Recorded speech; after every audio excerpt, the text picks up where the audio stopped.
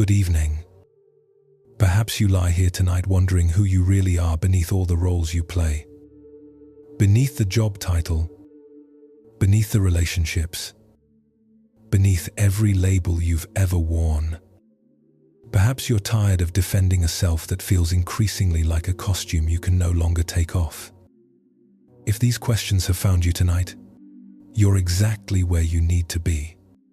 Tonight we journey through the profound Buddhist teaching of ego dissolution and freedom from fixed identity, exploring how releasing our grip on who we think we are opens the door to who we truly are. Before we begin our journey together, feel free to share what time it is and where you're listening from in the world. Through 20 stories drawn from ancient monasteries across Japan, China, Tibet, and Vietnam, we'll discover that the self we cling to so desperately is not the prison it seems, but merely a thought, a habit, a dream from which we can awaken. Take a slow breath in. Feel the air filling your lungs. Breathe out slowly, releasing any tension you've been carrying. Let your shoulders drop just a little. Let your jaw soften. You are exactly where you need to be. Perhaps you arrived here exhausted from trying to be someone, to prove something, to maintain an image that requires constant vigilance. Perhaps you're weary of comparing yourself to others, of measuring your worth by accomplishments, of feeling like you're never quite enough. These feelings of inadequacy, this endless striving, this heaviness of self, all arise from a fundamental misunderstanding that Buddhist wisdom has been dissolving for over 2,000 years. These teachings have guided countless seekers from suffering into freedom, from the prison of ego into the spaciousness of true nature. Let yourself settle now. Let yourself be carried by these words. You are safe. You are held. Rest as we begin our journey together. The scholar's empty cup. Master Nanin lived in a small tea house at the edge of Kyoto during the late 1800s. He was known throughout Japan not for grand temples or famous students, but for the quiet depth of his understanding. People said that sitting with Nanin for tea was like sitting with stillness itself. One autumn afternoon, a university professor arrived at the tea house. He was a man of considerable reputation, author of 3 books on Eastern philosophy, lecturer to packed halls. He wore his credentials like armor, his voice carrying the particular certainty of someone who has never truly doubted himself. The professor had come, he announced to Nanin, to learn about Zen. But as Nanin prepared the tea, selecting leaves with careful attention, heating water to precisely the right temperature, the professor continued talking. He spoke of his research into Buddhist texts. He quoted from the Diamond Sutra. He explained his theories about meditation and consciousness. He compared Zen to Western philosophy, finding Zen somewhat lacking in systematic rigor. Nanin said nothing. He simply poured the tea into the professor's cup, the amber liquid rising toward the rim with exquisite slowness. The professor barely noticed, so absorbed was he in his own discourse. He moved on to describing his published articles, his upcoming lecture tour, his insights into the nature of enlightenment. The tea reached the rim of the cup. Nanin continued pouring. The liquid spilled over the edge, pooling on the table, dripping onto the professor's expensive trousers. Still, Nanin poured. The professor stopped mid-sentence, his mouth open in astonishment. "Stop!" he finally shouted, jumping back from the table. "Can't you see the cup is full? No more will go in." Nanin set down the teapot with the same careful attention he had given to preparing it. He looked at the professor with eyes that held neither judgment nor amusement, only a kind of infinite patience. Like this cup, he said quietly. You are full of your own opinions and speculations. How can I show you Zen unless you first empty your cup? The professor stood there, tea dripping from his clothes, his face flushed. In that moment, something in him cracked. The armor of his expertise, the fortress of his knowledge, suddenly felt impossibly heavy. For the first time in years, he didn't know what to say. For the first time in years, there was space for something new. This story reminds us of the first obstacle on the path to freedom, the obstacle we rarely recognize because we mistake it for strength. The obstacle is our certainty about who we are, our identity built from knowledge, from achievements, from the stories we tell ourselves about ourselves. The professor arrived at that tea house, carrying the weight of his entire self-concept. Every book he'd written, every lecture he'd given, every compliment he'd received had added another brick to the wall between him and reality. He couldn't learn because there was no space for learning. He couldn't receive because he was already full. Consider your own cup. What fills it right now? Perhaps it's filled with your professional identity.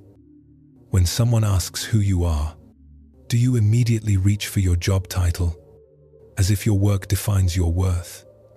When that job is threatened, when criticism comes, when you're passed over for promotion, does it feel like your very self is under attack? That's the ego clinging to identity, mistaking a role for reality. Perhaps your cup is filled with being the smart one, the funny one, the responsible one, the spiritual one. These labels feel like truths, but they're just more tea spilling over the rim, leaving no room for anything new. Or maybe your cup overflows with past accomplishments. That degree you earned, that goal you achieved, that moment when everyone recognized your value. We carry these achievements like treasures, but they become the very things that prevent us from being present now. Because if we are our achievements, then what happens when we're no longer achieving? Who are we in the quiet moments, in the failures, in the ordinary days that don't add anything to our resume? The Buddhist teaching of anatta, of non-self, begins with this recognition. We spend our lives filling our cups, filling them with knowledge, with status, with personality traits, with memories of who we used to be. We defend these things as if defending our lives. When someone questions our intelligence, our character, our story, we react as if we're being attacked. But what if there's nothing to defend? What if the cup itself is just a cup? And emptiness is not loss but possibility? Notice what happens when you meet someone new and they don't ask what you do. Notice the slight panic.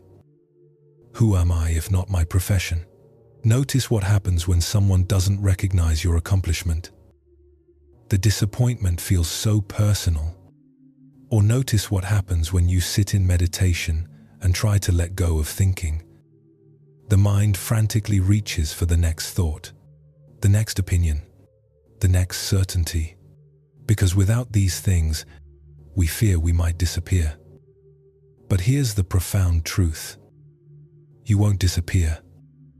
The real you, the awareness beneath all the opinions and achievements and roles, that doesn't disappear when you empty the cup. It's always been there. It's what's noticing the fullness. It's what's tired of carrying all that weight. Nanin didn't pour that tea to humiliate the professor. He poured it to show him something. To show him what he couldn't see because he was too full of himself to see anything. The moment of the overflow, that was the teaching. That sudden crack in the armor, that brief moment of not knowing, that was the doorway. Through that opening, Zen could enter. Through that space, the professor might finally meet himself, Not the self he had constructed through years of study and achievement, but the vast, open awareness that was there before he learned a single thing, that pure presence that needs no credentials, no proof, no defense. Your cup is full too. We all arrive at this teaching with cups overflowing. The invitation tonight is simply to notice. Notice what fills your cup. Notice how heavy it is. Notice how tired you are of maintaining it all. And then, perhaps, just perhaps, consider setting it down. Not forever. Not dramatically. Just for now. Just for these hours together. Let yourself be empty. Let yourself be nobody. Let yourself simply be. Rest in that. Your breath continues. Steady and soft. Let it wash through you like clear water, rinsing out the cup of your mind. Breathe in space. Breathe out certainty. Breathe in possibility. Breathe out identity. Each breath an emptying. Each breath a freedom. Let yourself drift deeper now, carried by these ancient truths, held by this gentle knowing that you are so much more than the stories you tell yourself. You are the space in which all stories arise and pass away. You are the awareness that needs no definition. Rest in that now. Just rest. The monk who lost his name. In the mountains of northern China, during the Tang dynasty, there lived a monk named Shen Wei. His name meant deep authenticity, and for 30 years he had carried it like a badge of honor.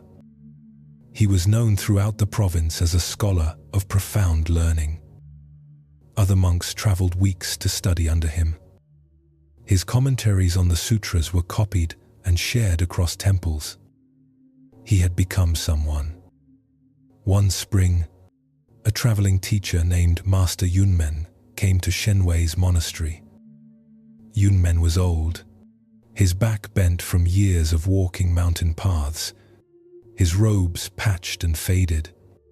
He carried nothing but a wooden bowl and a walking stick. He asked if he might stay for a few nights, and the abbot, out of courtesy, agreed. That evening, the monks gathered for Dharma talk. Shen Wei, as the senior scholar, naturally took his place at the front. He spoke for an hour about the nature of emptiness, quoting extensively from the Heart Sutra, building elaborate philosophical arguments.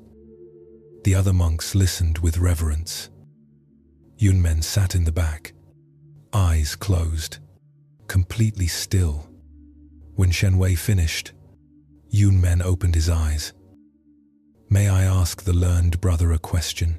Shen Wei nodded, pleased to engage with a visitor. "What is your name?" Yunmen asked. "Shen Wei," he replied, surprised by the simplicity of the question. "And before you were called Shen Wei, what was your name?" Shen Wei smiled, thinking this a clever philosophical probe. "Before ordination, I was called Jun Li. And before Jun Li, I was a baby. My mother called me her little peach. And before that," Shen Wei paused.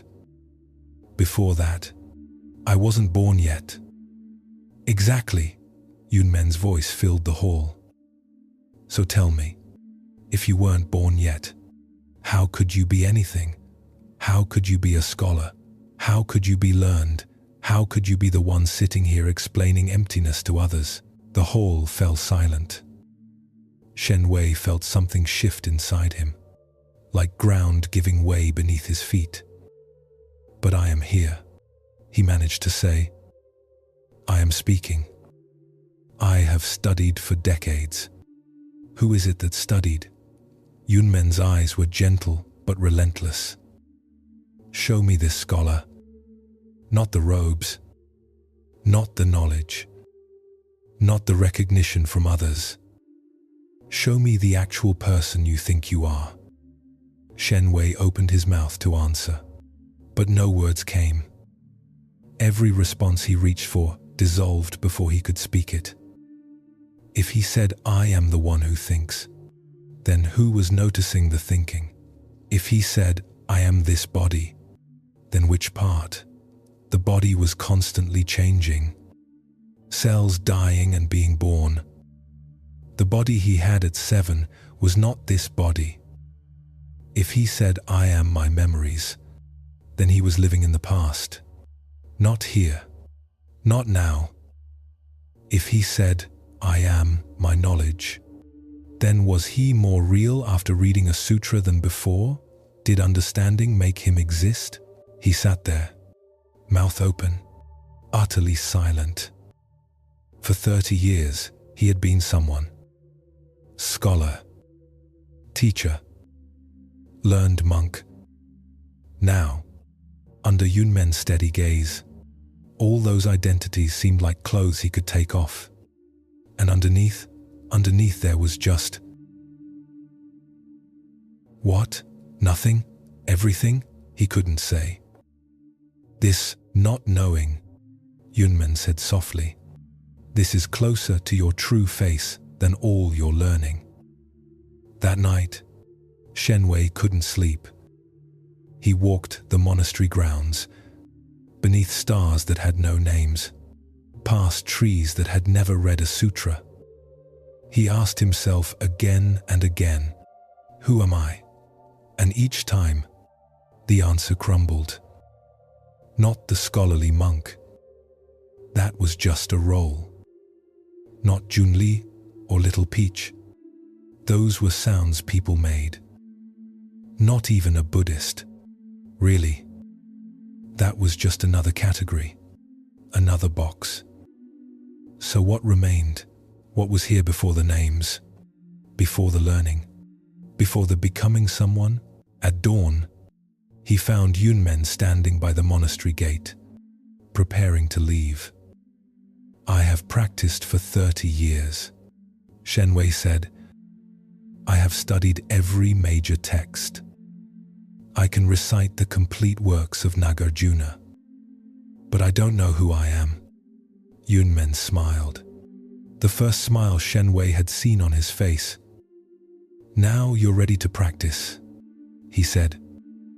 "All these years you were building an identity. Now you can let it dissolve. All these years you were becoming someone. Now you can discover what you are when you're no one." This teaching cuts to the heart of our suffering.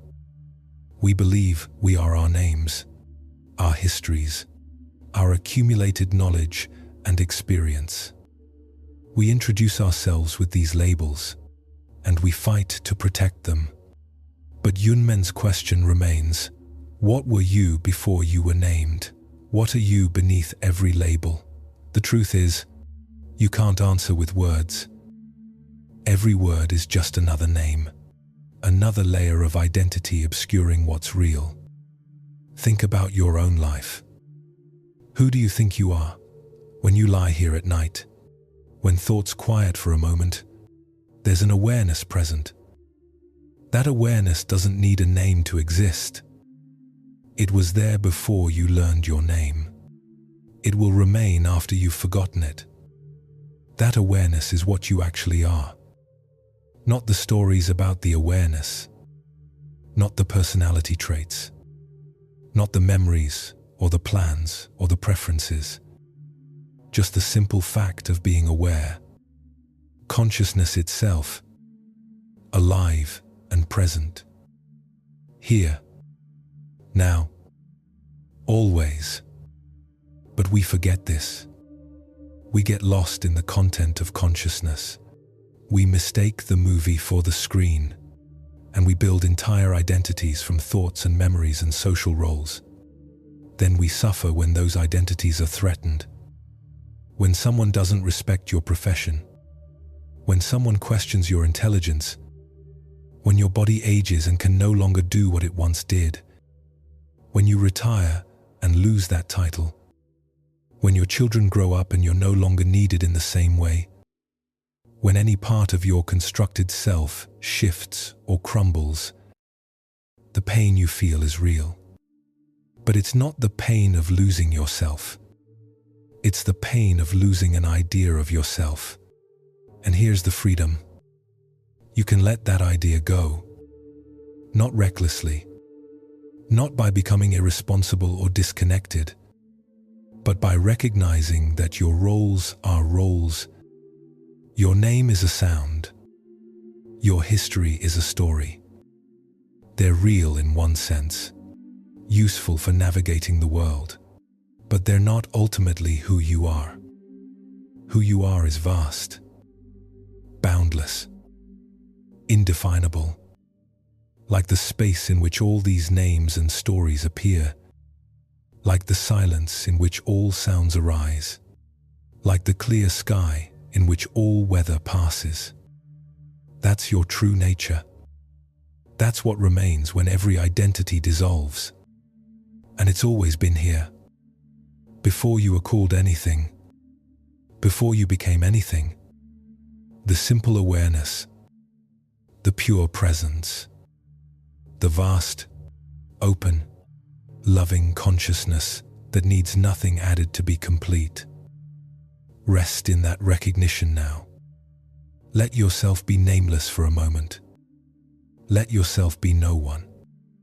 Not diminishment, not loss, but freedom. The freedom of the sky. Breathe that spaciousness. Feel how light you become when you're not carrying the weight of being someone. Your breath knows no name. Your heartbeat needs no title. Your awareness requires no credential. Just here. Just this. Just the miracle of existing without explanation. Rest in that simplicity now. Rest in what you've always been. Deeper still. Let go. Let go. Let go. A soft exhalation. A gentle settling. The stories falling away like autumn leaves. What remains is eternal. What remains is you. Not the you of names and roles, but the you beyond all naming. Rest there now. Listen as we continue with our next story. The General and the Garden Monk. During the late Heian period in Japan, General Takamori controlled vast territories in the northern provinces. He was a man of fierce reputation. Warriors trembled at his name. His strategic mind had won 37 battles. At court, nobles bowed deeply when he passed. He wore this identity like armor, never questioning its weight. One summer, traveling between campaigns, the general stopped at a modest monastery nestled against Mount Hiei. The monastery was unremarkable, a collection of simple wooden buildings surrounded by vegetable gardens. The monks grew their own food and lived in quiet obscurity. Nobody famous had ever taught there. Nobody important visited. It was precisely the kind of place a renowned general would normally pass without noticing. But the afternoon was hot, and Takamori's horse needed water. He dismounted at the monastery gate and sent his aide to find the abbot. Instead, a young monk appeared, his robes stained with soil, dirt under his fingernails. He had been working in the garden. "I wish to see your abbot," Takamori announced. "I am General Takamori, conqueror of the northern provinces, advisor to the emperor." The young monk looked at him with mild curiosity. "Our abbot is in meditation and cannot be disturbed. But you're welcome to water your horse at the well. May I offer you tea?" Takamori felt a flash of irritation. Did this monk not understand who stood before him? "I don't think you heard me. I said I am General Takamori." "Yes," the monk replied simply. I heard. Tea? The general's aide stepped forward, prepared to put this impudent monk in his place. But something stopped Takamori. Perhaps it was the monk's complete lack of defensiveness. Perhaps it was the way he had returned immediately to examining a tomato plant while speaking, as if a famous general was no more remarkable than a butterfly. Whatever the reason, Takamori found himself following the monk to a small tea house beside the gardens. The monk prepared tea with unhurried care. He asked about Takamori's journey, about the weather, about whether he preferred his tea strong or mild. He did not ask about battles or strategies. He did not express amazement at meeting someone important. He simply made tea. Takamori found himself growing increasingly agitated. "Do you know," he said, "that I command 10,000 men, that my name strikes fear across 6 provinces, that I have dined with the emperor himself?" The monk poured the tea, watching the steam rise. "How heavy that must be," he said quietly. "Heavy?" Takamori was confused. "It's an honor. It's power. It's everything I've worked for." "Yes," the monk agreed. "Heavy." They sat in silence. Around them, the garden grew. Vegetables ripened on vines. Bees moved between flowers. Somewhere, a stream made its small music. And in that silence, Takamori became aware of a strange sensation. His shoulders ached. His jaw was clenched. His back was rigid with a tension he hadn't noticed before. He was exhausted. Not from the day's ride, but from something deeper. From years of being someone. From the constant vigilance required to maintain his reputation. From the weight of others' expectations and his own pride. "Who are you?" the monk asked. "When no one knows your name?" Takamori stared at him. What kind of question was this? "I am still General Takamori." "Are you, if no one called you general, if no one remembered your victories, if you walked alone in a forest where even the trees didn't know you, who would you be then?" "I would be." Takamori paused. Every answer that came to mind seemed insufficient. "I would be a warrior. Would you, without battles to fight, without an army to command, without enemies to conquer? What would make you a warrior?" "I would still have my training, my skill." "Ah," the monk nodded. "And at night, when you sleep, when you dream, when you've forgotten all about wars and skill and training, what are you then?" Takamori had no answer. In his dreams, he was sometimes a child again, sometimes no one at all. Just flying, or falling, or standing in strange lands. The general wasn't in those dreams. Jun Takamori, the boy who used to catch fireflies by the river, sometimes appeared. But even that faded upon waking. "The garden doesn't know it's a garden," the monk said, gesturing to the vegetables growing around them. "The tomato doesn't know it's a tomato. It simply grows, ripens, offers itself. It fulfills its nature without requiring a name or title. Your true nature is like that. Complete without identity. Perfect without recognition." Something broke open in Takamori's chest. He realized he couldn't remember the last time someone had seen him without seeing his rank first. His wife spoke to the general, not the man. His children admired the warrior, not the father. Even his own reflection in polished armor showed only the role. When had he last been just himself? Had there ever been such a time? "Teach me," he said to the monk. I don't want to be the general anymore. Not forever. Just for an hour. Teach me how to be no one." The monk smiled. "Excellent. Pull those weeds there. Not as a general. Not as anyone. Just pull weeds." Takamori knelt in the dirt.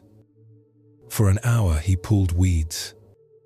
His mind kept trying to make it meaningful. Kept trying to do it well. To impress the monk. To be good at weed pulling. But gradually, something shifted. The weeds were just weeds. His hands were just hands. The earth smelled rich and alive. And kneeling there, unknown to the vegetables, unrecognized by the soil, with dirt under his nails and sweat on his brow, he felt strangely light, strangely free, strangely, surprisingly, himself. This story teaches us about the burden of identity. We build these elaborate selves. We fight to maintain them, and we suffer terribly when they're threatened. But what if they're not treasures? What if they're weights? The general discovered what many of us resist knowing. Being someone important is exhausting. Being someone in general is exhausting. It requires constant maintenance, constant defense, constant performance. We can never let the mask slip. We can never show uncertainty or weakness. We become prisoners of our own image. Consider your own identities. The successful one, the strong one, the smart one, the good parent, the dedicated professional, the spiritual person. These aren't just neutral descriptions. They're requirements, standards you must maintain. Every day you wake up and put on that identity like armor, and every interaction is filtered through it.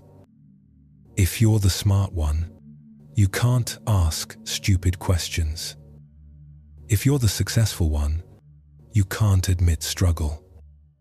If you're the strong one, you can't show vulnerability. If you're the spiritual one, you can't be petty or confused or angry. The identity becomes a prison. But here's the invitation. What if you could take off the armor for a while? Not abandon responsibility. Not become chaotic or careless. But simply stop performing. Stop maintaining. Stop defending who you think you're supposed to be. What if you could kneel in the garden of your life and just pull weeds? No one watching. Nothing to prove. No identity to uphold. Just the simple action. Just the breath. Just the moment unfolding. The general thought his titles made him real. Made him valuable. Made him worthy of respect. But that night in the monastery, pulling weeds with dirty hands, unknown and unrecognized, he found something deeper. He found the part of himself that existed before any title. The part that doesn't need recognition to be complete. The awareness that was there when he was a child catching fireflies.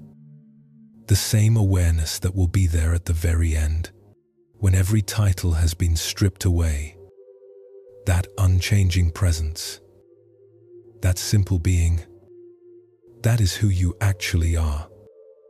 Not the roles. Not the achievements. Not the personality you've constructed. But the awareness in which all of those things appear and disappear. The space that holds everything without being defined by anything. Rest in that space now. Let yourself be unknown. Let yourself be unimportant. Let yourself be just this: awareness, breathing. Consciousness, experiencing. Being present without being anyone in particular. Notice how light that is. Notice how free. Your breath continues. Steady, asking nothing from you, requiring no credentials. Your heartbeat persists, rhythmic, making no claims, defending no territory. Life lives itself through you when you stop trying to be someone, when you stop carrying that weight, when you rest in your true nature, which is vast enough to hold all identities but identified with none of them. Breathe into that vastness now. Let the general dissolve. Let every identity you've constructed soften and fade. Not permanently. Not forever. Just for now. Just for this moment of rest. You're not losing yourself. You're finding yourself, the self that was always here. Before names. Before titles. Before becoming. The original face. The true nature. Empty and full at once. Nothing and everything. At peace. Always at peace. Rest in that peace now. Deeper. Softer. Gone. Let the night hold you. Let the darkness embrace you. In this space where no one knows your name, you are finally, completely free. Listen as another story finds us. The potter who broke everything. In a village along the Yangtze River, there lived a potter named Chen Hui. For 40 years, his hands had shaped clay into vessels of extraordinary beauty. His bowls were praised throughout the province. His tea sets were purchased by wealthy merchants. His reputation had grown until people would travel days just to commission a piece. He had become known as the greatest potter in 3 counties. This identity, built slowly over decades, had become the foundation of his entire life. But Chen Hui had a secret. For the past 5 years, something had been changing in his hands. A tremor, barely noticeable at first, but steadily worsening. Now, at 67, his fingers shook when he tried to center clay on the wheel. Bowls that should have been perfectly round emerged wobbling and uneven. Handles he attached would crack during firing. More and more pieces came out of the kiln, flawed, and Chen Hui's heart broke with each imperfection. He told no one. Instead, he worked longer hours, trying harder, forcing his aging hands to remember their former precision. He became irritable, snapping at his apprentice, avoiding the tea house where other craftsmen gathered. Because if he wasn't a master potter, who was he? If he couldn't make perfect bowls, what was the point of anything? One autumn day, a monk appeared at his workshop. The monk was old, even older than Chen Hui, with a face like weathered wood and eyes that seemed to see everything. He asked if he might watch Chen Hui work. Chen Hui hesitated. He didn't want witnesses to his decline. But something in the monk's presence felt so non-intrusive, so genuinely curious, that he agreed. He sat at his wheel, and the monk settled on a low stool in the corner. For an hour, Chen Hui worked, or tried to work. His hands trembled more than usual, perhaps from nervousness. A bowl collapsed. A vase tilted. A small cup that should have been simple developed a crack. Finally, in frustration, Chen Hui stood abruptly and threw the failed cup against the wall, where it shattered into dozens of pieces. "I'm finished," he said bitterly. 40 years of mastery, and now I can't make a simple cup. My hands betray me. My skill is gone. I am nothing. The monk stood and walked to the scattered pieces on the floor. He knelt down, his old knees creaking, and began collecting the shards. "May I?"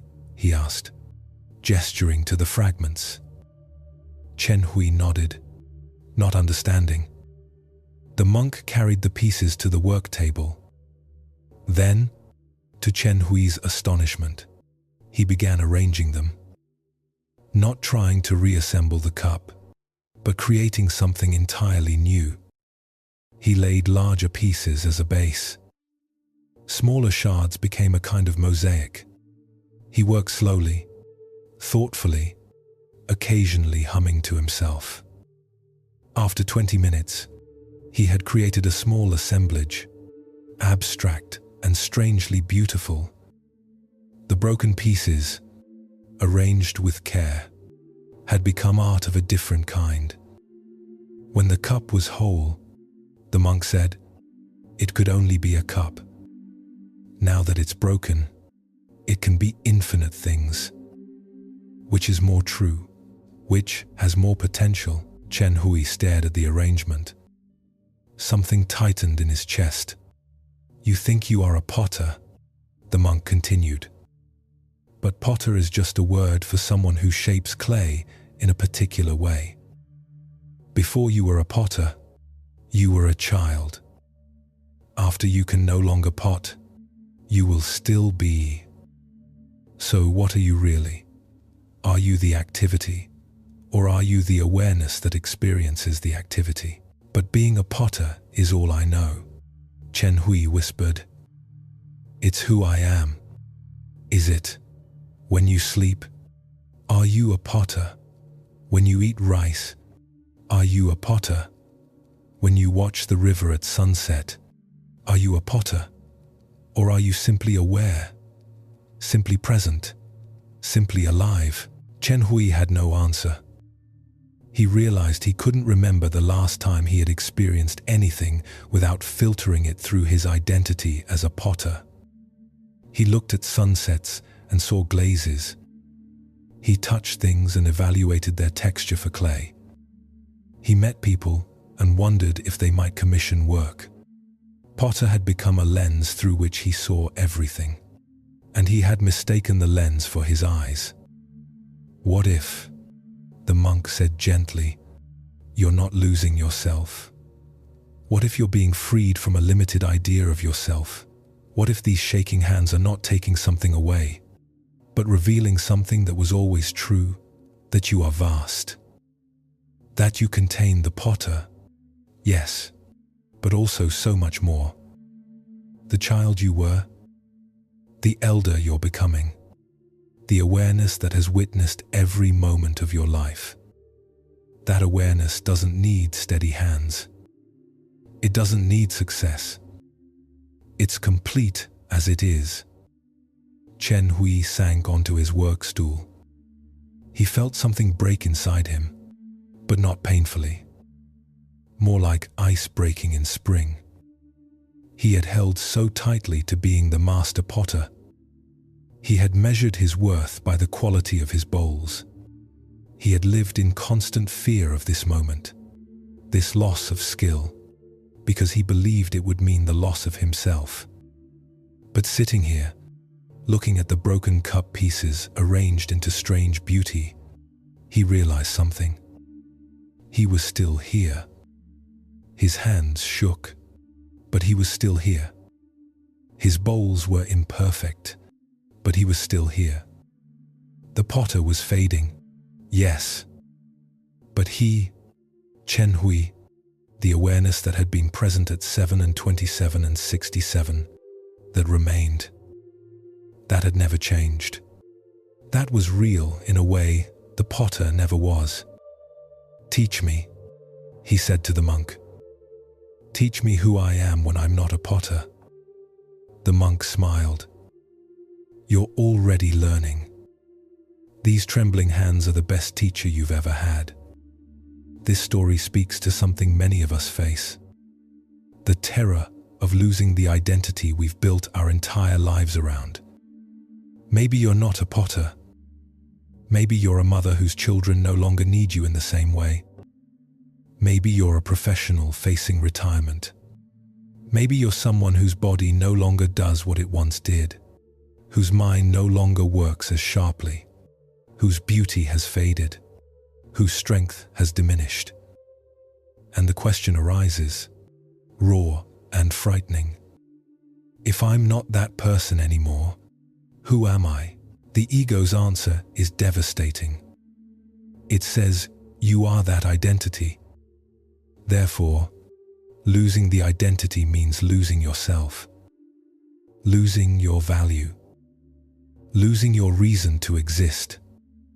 And this belief causes profound suffering. We fight against age, against change, against the natural evolution of life, because we think we're fighting for our survival. But we're not. We're fighting for a story about who we think we are. And stories, no matter how beloved, are not ultimately real. Your true nature cannot be diminished by time, cannot be taken away by circumstance, cannot be lost to illness or age or any change in condition. Because your true nature is not a skill or a role or a body or a mind. It's the awareness itself, the consciousness that has been present through every phase of your life, that witnessed your childhood, that experiences this moment, that will be there at the very end, aware even of awareness ending. That's what you are. Not a potter, not a mother, not a professional, not a body, not even a person, really, but the vast, open, aware space in which all these things appear. And here's the profound relief. That space doesn't age, doesn't decline, doesn't fail. Your hands may shake, your memory may fade, every skill may be lost, but the awareness remains pure, clear, complete. It was complete before you learned anything. It will be complete after you've forgotten everything. It needs nothing, depends on nothing, is free of every limitation. That's your true face. That's what these teachings point toward. Not loss, not diminishment, but recognition of what you've always been underneath the costumes you've worn, underneath every identity, every role, every story. Pure awareness remains, unchanging, eternal, at peace. Let that awareness breathe now. Let it simply be. Notice that even without knowing who you are, awareness is here. Even without any identity at all, presence remains. Even if every story about yourself were to dissolve completely, something would still be here, experiencing the dissolution. That something is what you truly are. Not the potter, the broken bowls, the trembling hands, but the awareness witnessing all of it. Rest as that now. Rest as pure witnessing, pure presence, pure being. Without content, without story, without identity. Just this. Just awareness, being aware. Just consciousness experiencing itself. Vast, open, free, empty and full at once. Everything and nothing. Home. You've always been home. You've just been looking in the wrong place. Rest in the right place now. Here. Now. Always. Breathe. Simply breathe. The breath needs no identity. It just breathes. Let yourself be that simple, that clear, that free. Release. Release. Release. The night deepens. The stories continue. Another teaching approaches. the student of 10,000 books. In the Huayan Temple of Sichuan Province, there studied a young monk named Long Cheng. From the age of 13, when he had arrived at the temple, Long Cheng had devoted himself entirely to Buddhist scholarship. While other monks spent hours in meditation, he spent hours in the library. While others practiced walking meditation in the gardens, he memorized sutras. By the time he was 30, he had read 10,000 scrolls. He could recite the Heart Sutra, the Diamond Sutra, and the Lotus Sutra from memory. He had studied Nagarjuna, Vasubandhu, and countless Chinese masters. He had written 3 commentaries on emptiness, each one praised by visiting scholars. He had become, as the other monks said, with a mixture of admiration and exasperation, Long Cheng the learned. This identity suited him perfectly. When visitors came to the temple and asked questions, Long Cheng always had answers. When debates occurred, he always won. When teachings were given, his explanations were the most comprehensive. He wore his knowledge like brilliant robes, and it made him feel valuable, real, important. One winter, an unannounced visitor arrived at the temple. She was an old woman, bent with age, wearing simple peasant clothing and leaning on a gnarled walking stick. She asked to see the one who knows the teachings. Long Cheng was brought to meet her. He bowed politely, noting her humble appearance, already composing in his mind the simple, accessible teaching he would give to this uneducated visitor. "I'm told you know the teachings," she said, her voice surprisingly strong. "I have studied them for 17 years, Long Cheng replied. "I have read 10,000 scrolls. What would you like to know?" "I would like to know," she said, leaning on her stick and looking at him with eyes that suddenly seemed far sharper than he'd expected. "Who is it that has read 10,000 scrolls?" Long Cheng smiled. A philosophical question. He was more than ready. The question presupposes a reader, which is itself an illusion. According to the Diamond Sutra, there is no self that reads. According to the teachings of emptiness, the reader, the reading, and what is read are all empty of inherent existence. They arise in dependence on causes and conditions and have no independent reality. "Yes, yes," the old woman said impatiently. "I'm not asking for sutra quotes. I'm asking who read those books.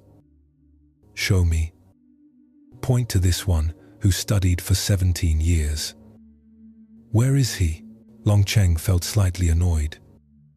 "As I explained, the self is empty. Stop explaining." Her voice cracked like a whip. "I don't want explanations. I want to see. Who studied? Who memorized? Who is talking to me right now? Show me this person." Long Cheng opened his mouth, then closed it. He started to point to himself, then stopped. What would he be pointing at? His body? But that wasn't the reader. Bodies don't read. His mind? But which part? Thoughts come and go. Which thought was the reader? His memory? But memory is just stored information. It's not a self. His identity as a scholar, but that was just a concept. Just an idea in his mind and in others' minds. It had no substance, no location, nothing he could actually point to. The old woman waited. The silence stretched. Other monks had gathered now, sensing something significant happening. Long Cheng stood there, his mouth opening and closing, his finger raised and dropping, unable to complete the simple gesture she'd requested. "Show me the reader." It should be the easiest thing in the world. But he couldn't do it. "You've read 10,000 scrolls," the old woman said, her voice gentle now. "But you haven't looked once. You can explain emptiness perfectly. You can quote every teaching on non-self. But you've never actually investigated. You've been building an identity as someone who knows about emptiness while remaining completely full of self. A beautiful prison made of wisdom texts." Something crumbled in Longcheng. All those years, all that study, all that knowledge, and he'd used it to become someone rather than to dissolve someone. He'd added learned scholar to his identity rather than questioned identity itself. He knew every word the Buddha had spoken about non-self. He could write commentaries on it. But he'd never actually looked for the self he was clinging to so desperately. He'd been memorizing maps while refusing to take the journey. "I don't know," he whispered. "I thought I knew everything. But I don't know this. I can't show you who read those books. I can't find that person anywhere." The old woman's face softened into a smile. "Now you're ready to learn. Now you've read your first sutra." She turned to leave, but Longcheng stopped her. "Please, I want to know. Truly know. Not just intellectually. How do I find out who I really am?" She looked back at him. "You don't find out. You stop believing the story you've been telling. You let the identity of the learned monk dissolve, just as you let the identity of the child dissolve long ago. Just as you'll let every identity dissolve eventually. What remains when all stories cease? Look there. Not in books. Not in teachings. In the actual looking itself. That awareness that is looking right now. That's closer to what you are than anything you've read." Longcheng stood in the library that evening, surrounded by 10,000 scrolls. Knowledge stacked, floor to ceiling. Teachings beyond measure. And none of it, he realized, was him. None of it had ever been him. He was the one aware of the knowledge, the space in which understanding appeared, the consciousness that could read or not read, know or not know, and remain complete either way. The knower, not the known. The awareness, not the content of awareness. And that awareness required no education, no accomplishment, no identity at all. He sat down right there on the library floor and laughed. 17 years building an identity as someone who understood emptiness. And emptiness included him.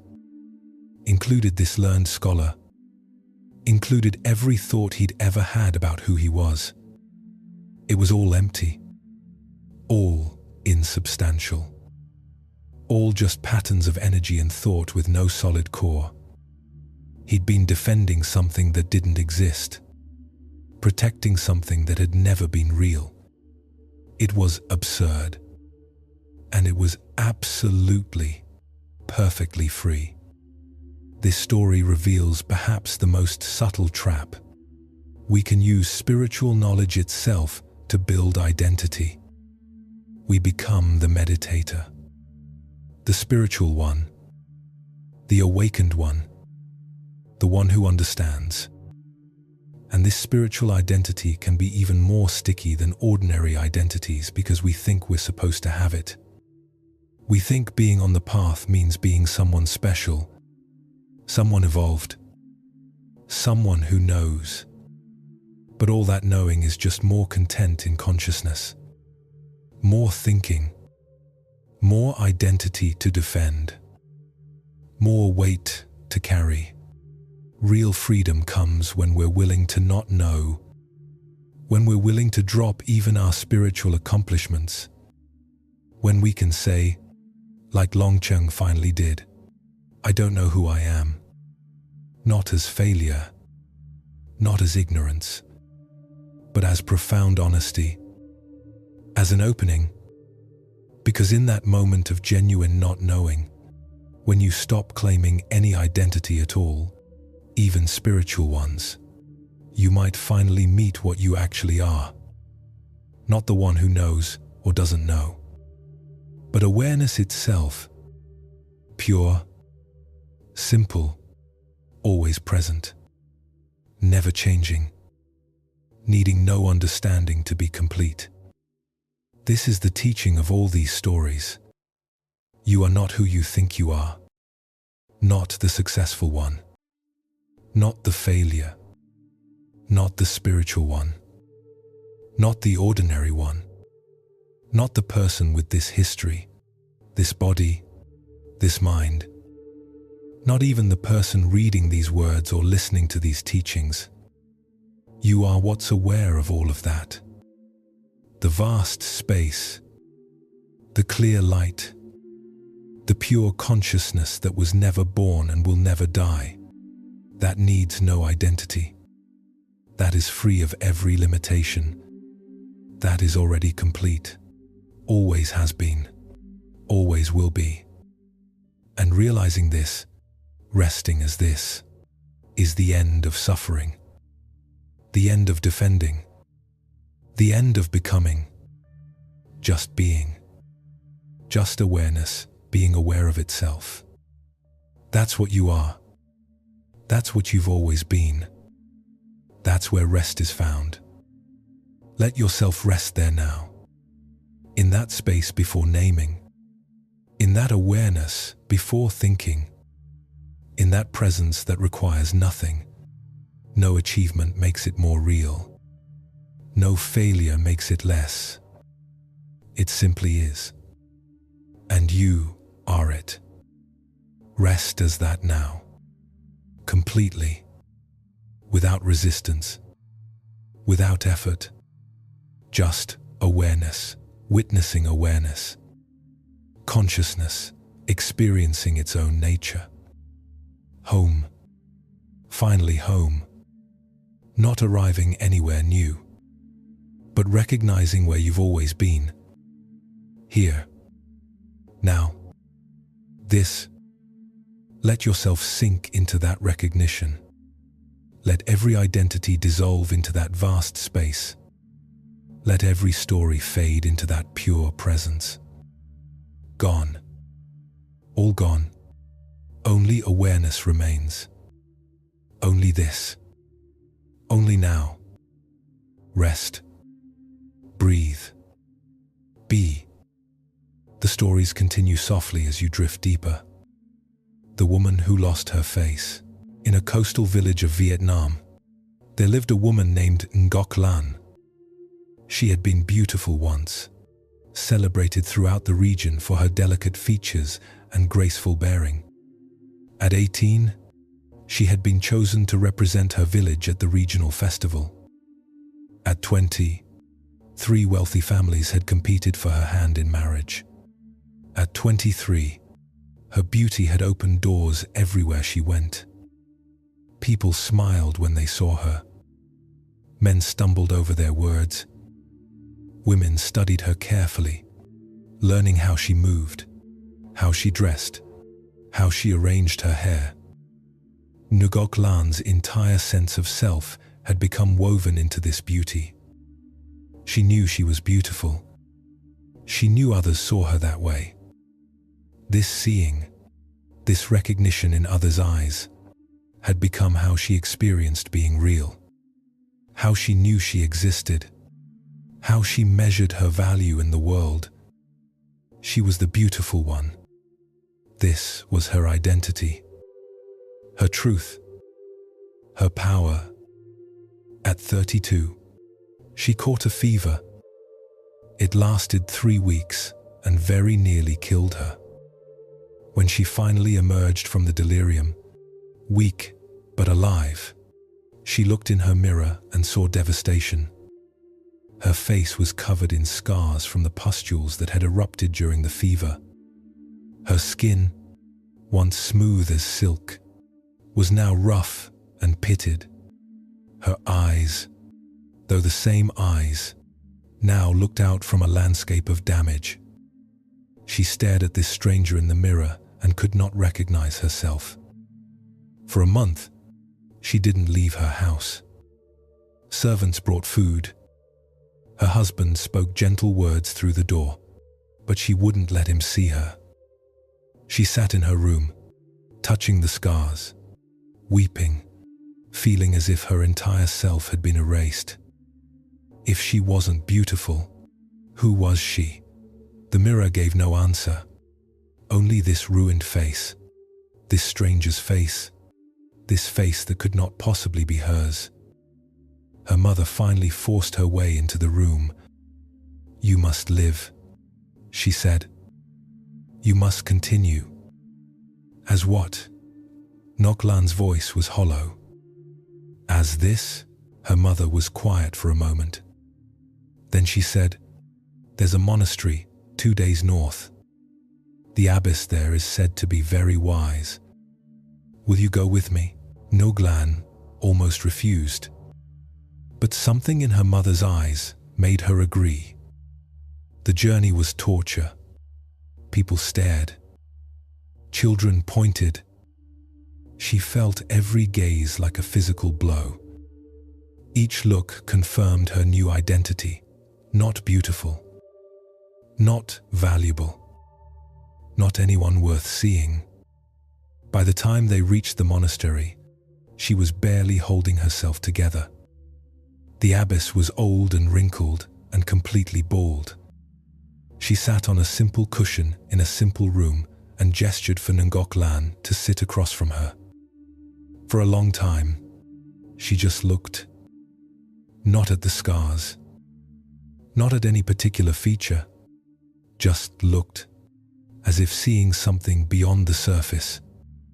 "You're suffering," the abbess said. "Of course I'm suffering. Look at my face. I'm destroyed." "I am looking," the abbess said calmly. "I see a face. I see scars. I see a woman who believes she is her face. Which of these is causing your suffering?" "My face is ruined. That's what's causing my suffering." "Is it? Was your face always as it is now?" "No. It used to be beautiful. And before you were 18, before people called you beautiful, were you less real then? Less worthy? Less yourself?" Noklan paused. She remembered being a child. She'd been happy then. She'd climbed trees, run on the beach, laughed with her cousins. No one had called her beautiful yet. She hadn't even thought about her face. She'd just been.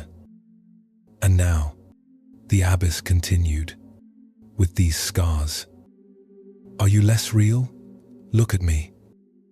I'm old, wrinkled, bald. Am I less real than I was at 20? Am I less myself? But you're a nun. You've transcended these things." The abbess laughed. "I haven't transcended anything.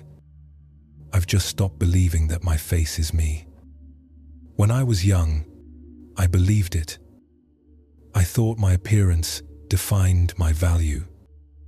Then I got old. My beauty faded. And I suffered terribly. Until one day I realized I'd been wrong. My face was never me. It was just something I wore. Like clothing. When clothing wears out, do you cease to exist? But people see your face. They judge you by it. You can't pretend that doesn't matter. People's opinions are their business, not mine. Some people will find these scars ugly. Some won't notice them. Some might even find them interesting. But their seeing has nothing to do with who you actually are. You are the one who witnesses the seeing, not the object being seen." Ngoklan felt something shift. a possibility she'd never considered. What if she wasn't this face? What if she was the one looking out through this face? What if she'd been here all along, unchanged, while the face shifted from childhood roundness to youthful beauty to scarred ruin? The same awareness in a changing form. "What do you see when you close your eyes?" the abbess asked. Ngoklan closed her eyes. At first, just darkness. Then her body's sensations, her breath, the sound of wind outside, the feeling of being aware, being present, being something that had no face, something that existed without reflection, something vast. When your eyes are closed, do you cease to exist? No. Then who are you without a face? Who is this one that exists in darkness, that is aware without being seen, that is present without reflection? Ngoklan kept her eyes closed.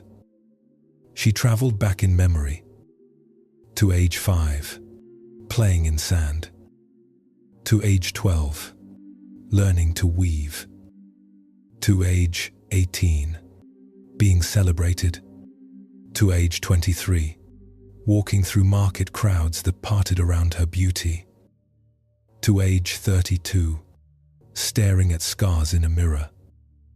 Through all of it, something had remained. Not the face. The face had changed with every year. But the awareness, the presence, the one witnessing all these changes, that had been constant. That had never changed. That was what she actually was. "The face is a gift," the abbess said softly. "And gifts change. Beauty comes and goes like spring flowers. But you are not the flowers. You are the garden in which they bloom and fade. You are the awareness that has witnessed your whole life. That awareness has no face. It never did. It doesn't need one to be complete." Something loosened in Ngoklan's chest. A grief, yes, but also a strange relief. She'd been carrying the face like a weight, defending it, maintaining it, constantly checking how others saw it, constantly measuring her worth by their reactions. It was exhausting, and now it was gone. The face she'd protected was destroyed, but she was still here, still alive, still aware, still herself. Maybe more herself than she'd ever been when she was busy being beautiful. She opened her eyes and looked at the abbess. "I'm afraid," she admitted.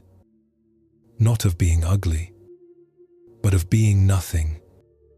If I'm not the beautiful one, who am I?" "The question itself is freedom," the abbess said. "When you stop being someone in particular, you become spacious enough to be everything." This story touches the specific suffering of those whose identity is tied to appearance. But the teaching applies to any physical identity. Maybe you were the strong one, and now your body is weak. Maybe you were the healthy one, and now you're ill. Maybe you were young, and now you're old. The body changes. It always does. And if you think you are your body, you suffer every change as a loss of self. You fight aging. You deny illness. You resist the natural evolution of physical form. And you live in constant fear of losing yourself. But you are not this body. You live through this body. Yes. You experience the world through these senses. But the awareness that looks through these eyes is not the eyes themselves. The consciousness that experiences this physical form is not the form itself. You are the space in which the body appears. And that space doesn't age. doesn't scar, doesn't diminish.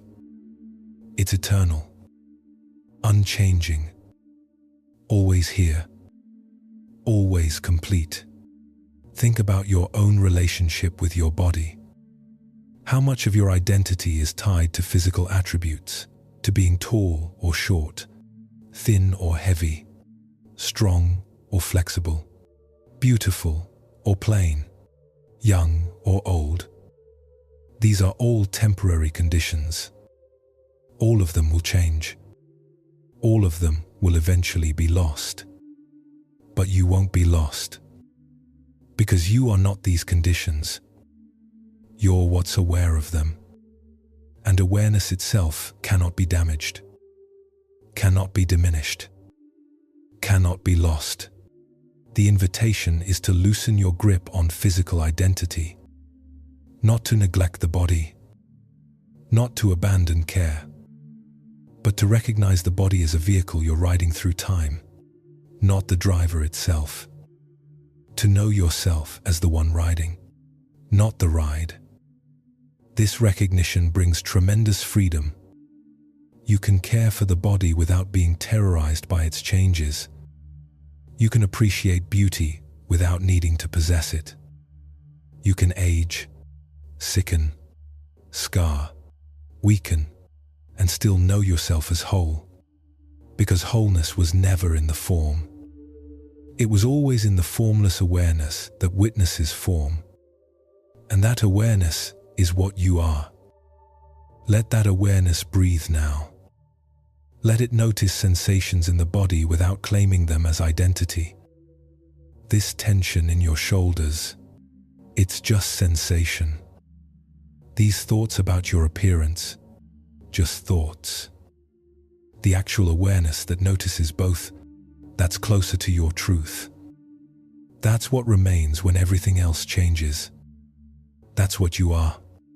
Rest as that now, as pure awareness, without body, without face, without form, just consciousness itself, aware, alive, free, eternally present, eternally complete, home in the place you've never left.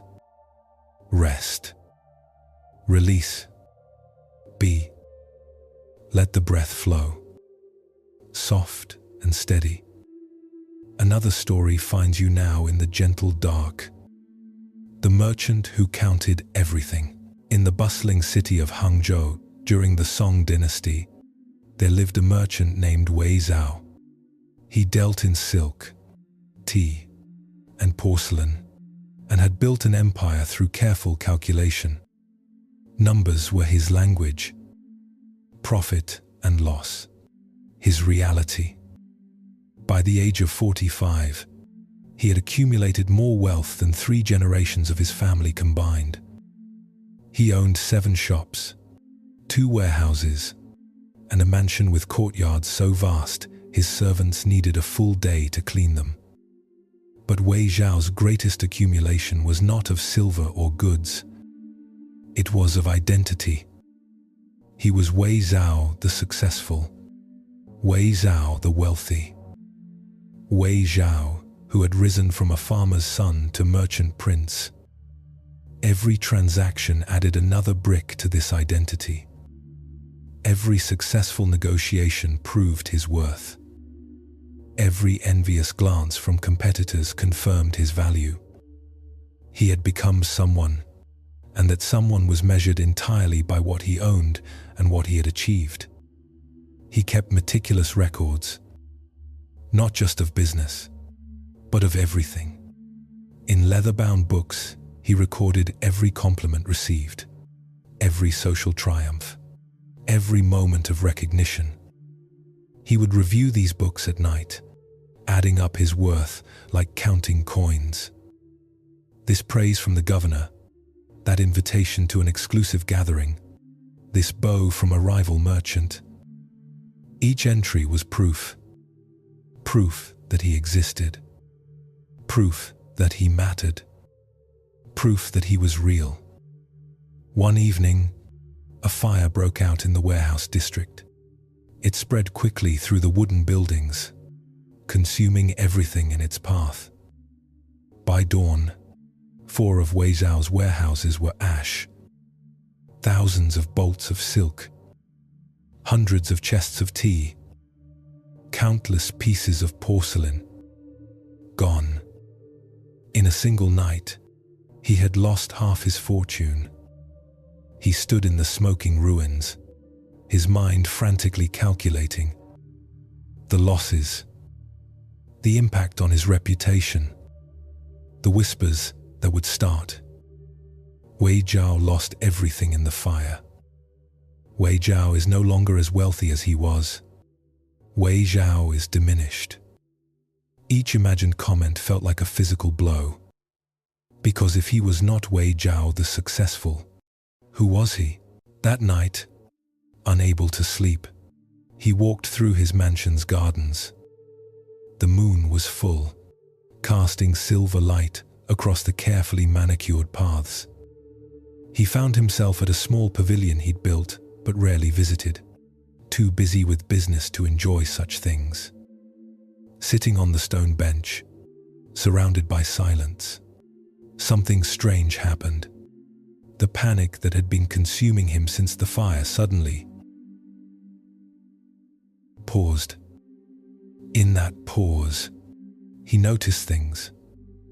The way moonlight touched the lotus pond, the sound of night birds, the scent of jasmine on the cool air. He noticed his breath, moving in and out without his control or concern. He noticed his heartbeat. He noticed, most strangely, that he was noticing. That awareness was present, experiencing this moment, and this awareness didn't seem diminished at all. The warehouses had burned, but this awareness was untouched. The wealth had decreased, but this presence remained complete. For perhaps the first time in decades, Wei Zhao asked himself a question that wasn't about profit or loss. He asked, "Who is sitting here right now?" The answer that came back was unsettling. Because he couldn't say. Wei Zhao, the successful, didn't fit anymore. That identity had been damaged by the fire. Wei Zhao, the wealthy, seemed suddenly questionable. But someone was sitting here. Someone was breathing. Someone was aware of moonlight and jasmine and the strange peace of this moment. Who was that someone? He found himself thinking of his childhood, his father's farm, the feeling of dirt under his bare feet, the taste of his mother's simple soup. Back then, he hadn't been Wei Zhao the successful. He'd been nobody important, just a boy. And he'd been happy. He'd laughed easily, played without purpose, existed without needing to prove anything. When had that changed? When had he started believing he needed to become someone? When had being alive stopped being enough? The next morning, still in this strange state, Wei Zhao did something unprecedented. He went to visit the Chan monastery on the outskirts of the city.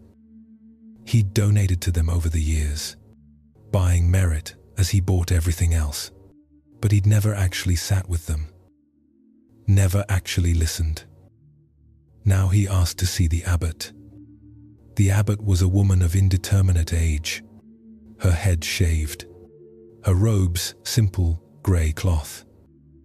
She had nothing, no possessions, no achievements on display, no reputation to protect. Yet sitting across from her, Wei Zhao felt as if he was in the presence of someone completely real in a way he had never been. "I've lost half my fortune," he told her, "and I feel as if I'm disappearing." She nodded. "Good." "Good?" He was shocked. "How is that good? You've been disappearing for years," she said.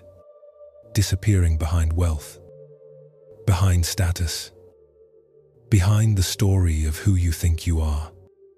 Now perhaps you can stop disappearing and actually be here. But I worked so hard to become someone. I came from nothing. I built an empire. That's who I am. Is it? Show me this empire. Not the buildings. Not the goods. Not the account books. Show me the actual empire you claim to be. Wei Zhao gestured vaguely. It's everything I've built. Everything I own. And before you built anything, before you owned anything, were you less real then? As a child on your father's farm, were you not yet yourself? I was no one then. Exactly, the abbot said. You were no one, and that no one was happy. Free. Present? Then you became someone, and that someone is terrified, exhausted, never at peace. Which is more true, the no one or the someone? Wei Zhao had no answer. The question seemed to split him open. He thought of that child on the farm. That boy had been completely himself, not trying to prove anything, not measuring his worth, just alive, running through fields, staring at clouds, existing without explanation. And somehow, in becoming someone important, Wei Zhao had lost that, had lost the simplicity of just being. What if the fire is a gift? The abbot said softly. What if it's showing you that everything you thought was you can be taken away, and you remain? What if it's revealing that you are not what you own, or what you achieve, or what others think of you? What if you are the awareness that has been present through all of it, through childhood, poverty, and adult wealth, through gaining and losing, through becoming and unbecoming? That awareness needs no fortune to be complete. It was whole when you had nothing. It remains whole even if you lose everything. Something in Wei Zhao's chest released. A grip he'd been holding for 30 years. He thought of all those record books, all those counted achievements, all that careful accumulation of proof that he existed, and none of it had ever made him feel real. Not truly. Not the way sitting in that garden last night had made him feel real. The simplicity of just breathing, just being aware, just alive without needing to be anyone in particular. I'm tired, he admitted. I'm so tired of being Wei Zhao the successful. Then rest, she said. Stop being anyone for a while. Stop maintaining that heavy identity. Just sit here. Just breathe. Just be the awareness that was there before you became successful and will remain after everything else is gone. Wei Zhao stayed at the monastery for 7 days. He sat in meditation. He worked in the gardens. He ate simple food. He spoke little. And gradually, something he didn't know was tense began to relax. The constant calculations stopped. The endless measuring ceased. The need to prove himself, to be someone, to maintain an identity, all of it fell away. And what remained was startling in its simplicity. Just this. Just awareness. Just being alive. Not as someone important or unimportant. Not as wealthy or poor. Not as successful or failed. Just as presence itself. Pure. Open. Free. This story speaks to those of us who have built our identity on achievement, on success, on what we've accumulated or accomplished. We believe we are what we've done, what we own, what we've achieved. and we live in constant fear of losing it. Because if we lose our achievements, we think we lose ourselves. But achievement is not self. Success is not identity. These are temporary conditions, wave patterns on the ocean's surface. They come and go. But you, the awareness witnessing all of it, you are the ocean itself. Deep, vast, unchanged by surface conditions. Consider your own accumulations, not just material possessions, but accomplishments, degrees earned, goals reached, milestones passed. How much of your identity is built on these things? How much of your self-worth is measured by achievement? What happens when you imagine losing it all? Do you feel yourself disappearing? That fear is the ego's grip. The belief that you are what you've accumulated. But you're not. You were here before you achieved anything. You'll be here after every achievement is forgotten. The awareness that witnessed your first breath will witness your last. That awareness is what you are. Not the achievements, not the accumulations, just this eternal presence. And here's the freedom. When you stop identifying with achievement, you can still achieve. You can still work. You can still create value, but you do it from freedom rather than fear, from joy rather than need, from fullness rather than trying to fill an empty sense of self. You don't need success to exist. You already exist, completely, regardless of any outcome. That's the truth the fire revealed to Wei Jiao.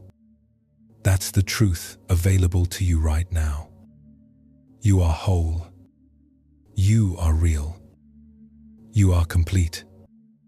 Not because of anything you've done or own or achieved, but because awareness itself is always already complete. Rest in that completeness now. Let every achievement dissolve. Let every accumulation fall away. Let every measurement cease. What remains when nothing is counted? What's here when nothing is proved? Just this. Just awareness being aware. Just consciousness experiencing itself. And that is enough. That has always been enough. That will always be enough. Rest. Breathe. Be. Complete. Whole. Free. Just this. Just now. Just awareness itself. Home. You've always been home. Stop wandering. Rest here. Now. This. The night holds you. The darkness embraces you. Another teaching emerges. The farmer's 3 sons. In the northern provinces of Vietnam, near the Chinese border, there lived a farmer named Min, who had 3 sons. The sons were triplets, born on the same day, identical in appearance. But from early childhood, they became very different people. Or so everyone believed. The first son, An, was the scholar. From the time he could read, he buried himself in books. He studied medicine, philosophy, poetry. By 18, he had passed the imperial examinations and earned a position as a minor official. He wore scholar's robes and carried himself with the dignified bearing of the educated class. He was An the scholar. That was his identity, his pride, his entire sense of self.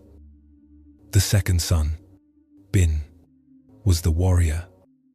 He trained daily in martial arts, his body becoming powerful and disciplined. He joined the provincial guard and distinguished himself in border skirmishes.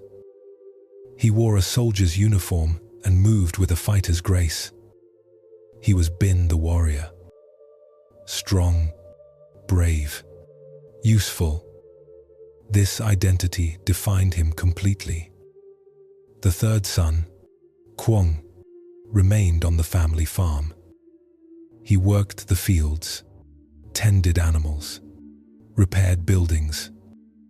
He wore simple peasant clothing and had calloused hands. He was Kwong the farmer, humble, hard-working, tied to the earth. This was who he understood himself to be. The three brothers rarely saw each other. Their different paths had taken them to different worlds. An looked down on his brother's lack of education. Bin pitied their lack of strength and courage. Kwong felt superior in his honest simplicity, uncorrupted by books or violence. Each brother's identity depended partly on being different from the others, on being this one, not those ones. When their father grew old and ill, all three sons returned home. They gathered at his bedside, and for the first time in 15 years, they were together. The old farmer looked at them with eyes growing dim and said, "Which of you will tell me, who are you?" and spoke first. "I am your son who became a scholar. I bring honor to our family through learning." Bin said, "I am your son who became a warrior. I protect our family and our land." Kwong said, "I am your son who remained a farmer. I continue your work and keep the family land." The old farmer shook his head slowly. "No.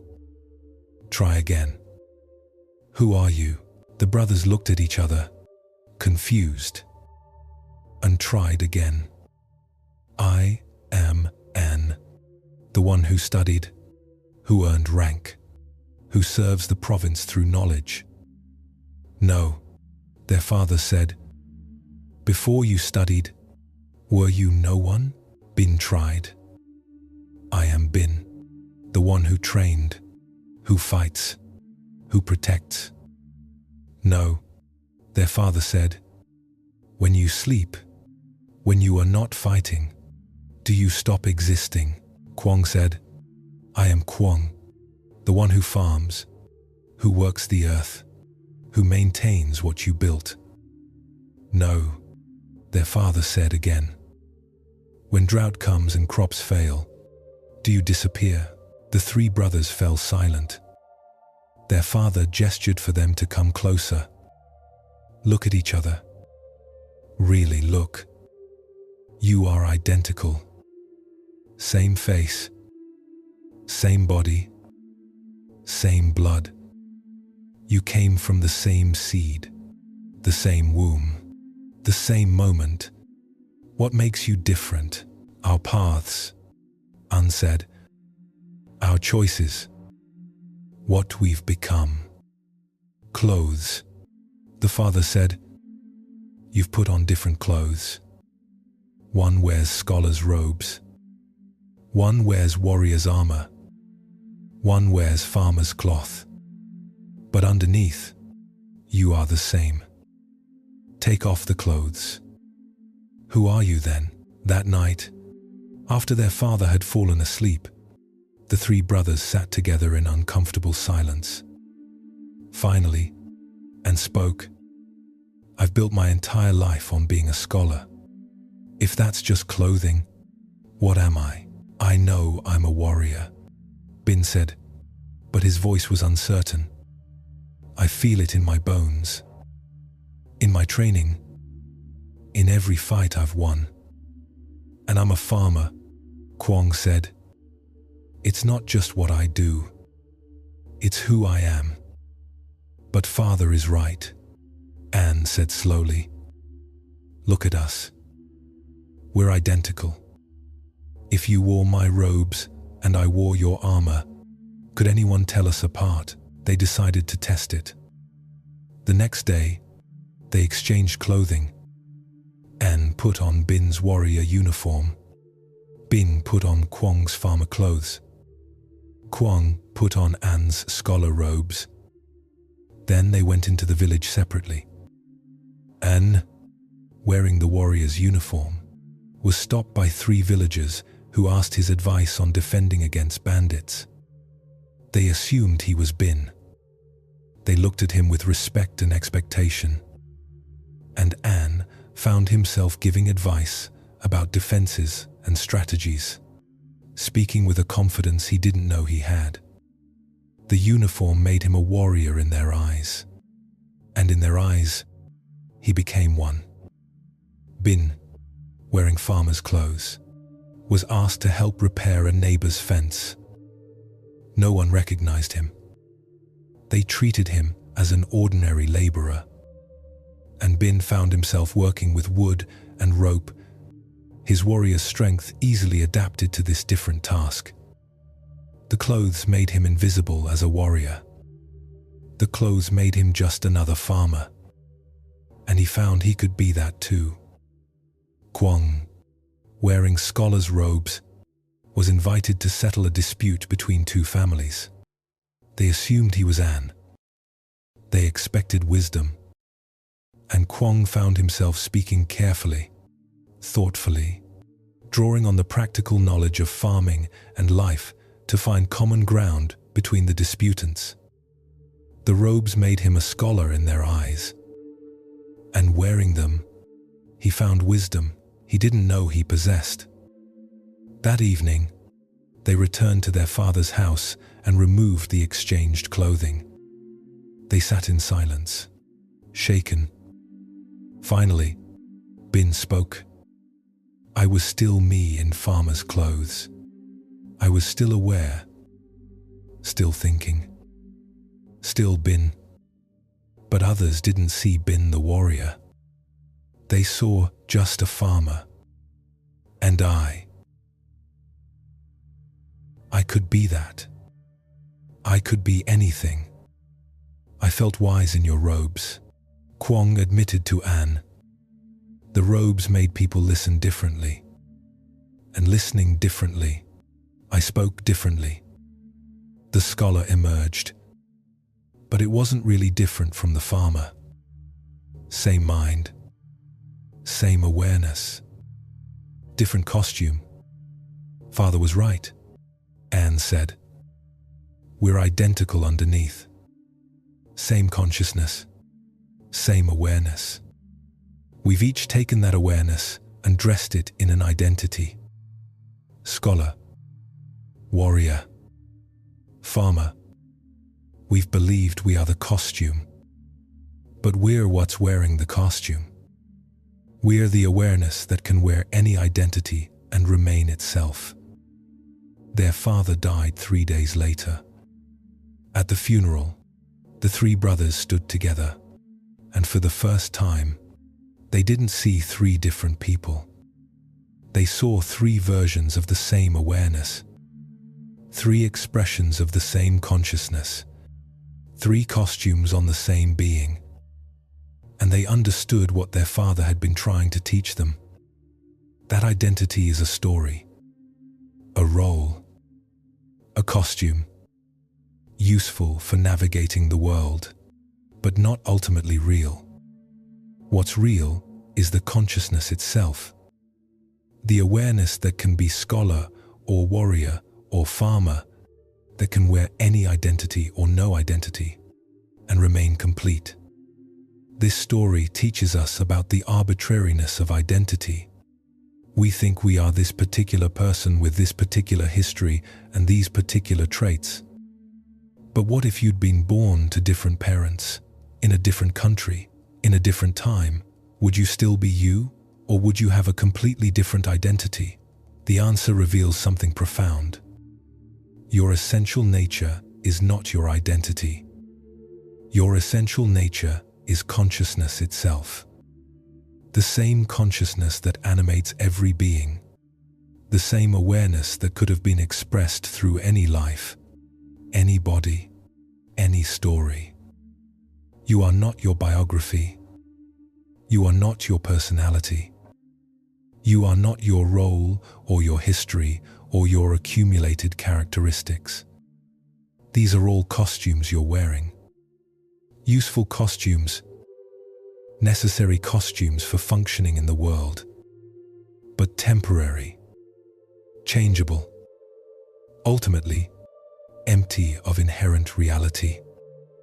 What you actually are is what can wear any costume, what can be any identity, what remains when every role is stripped away.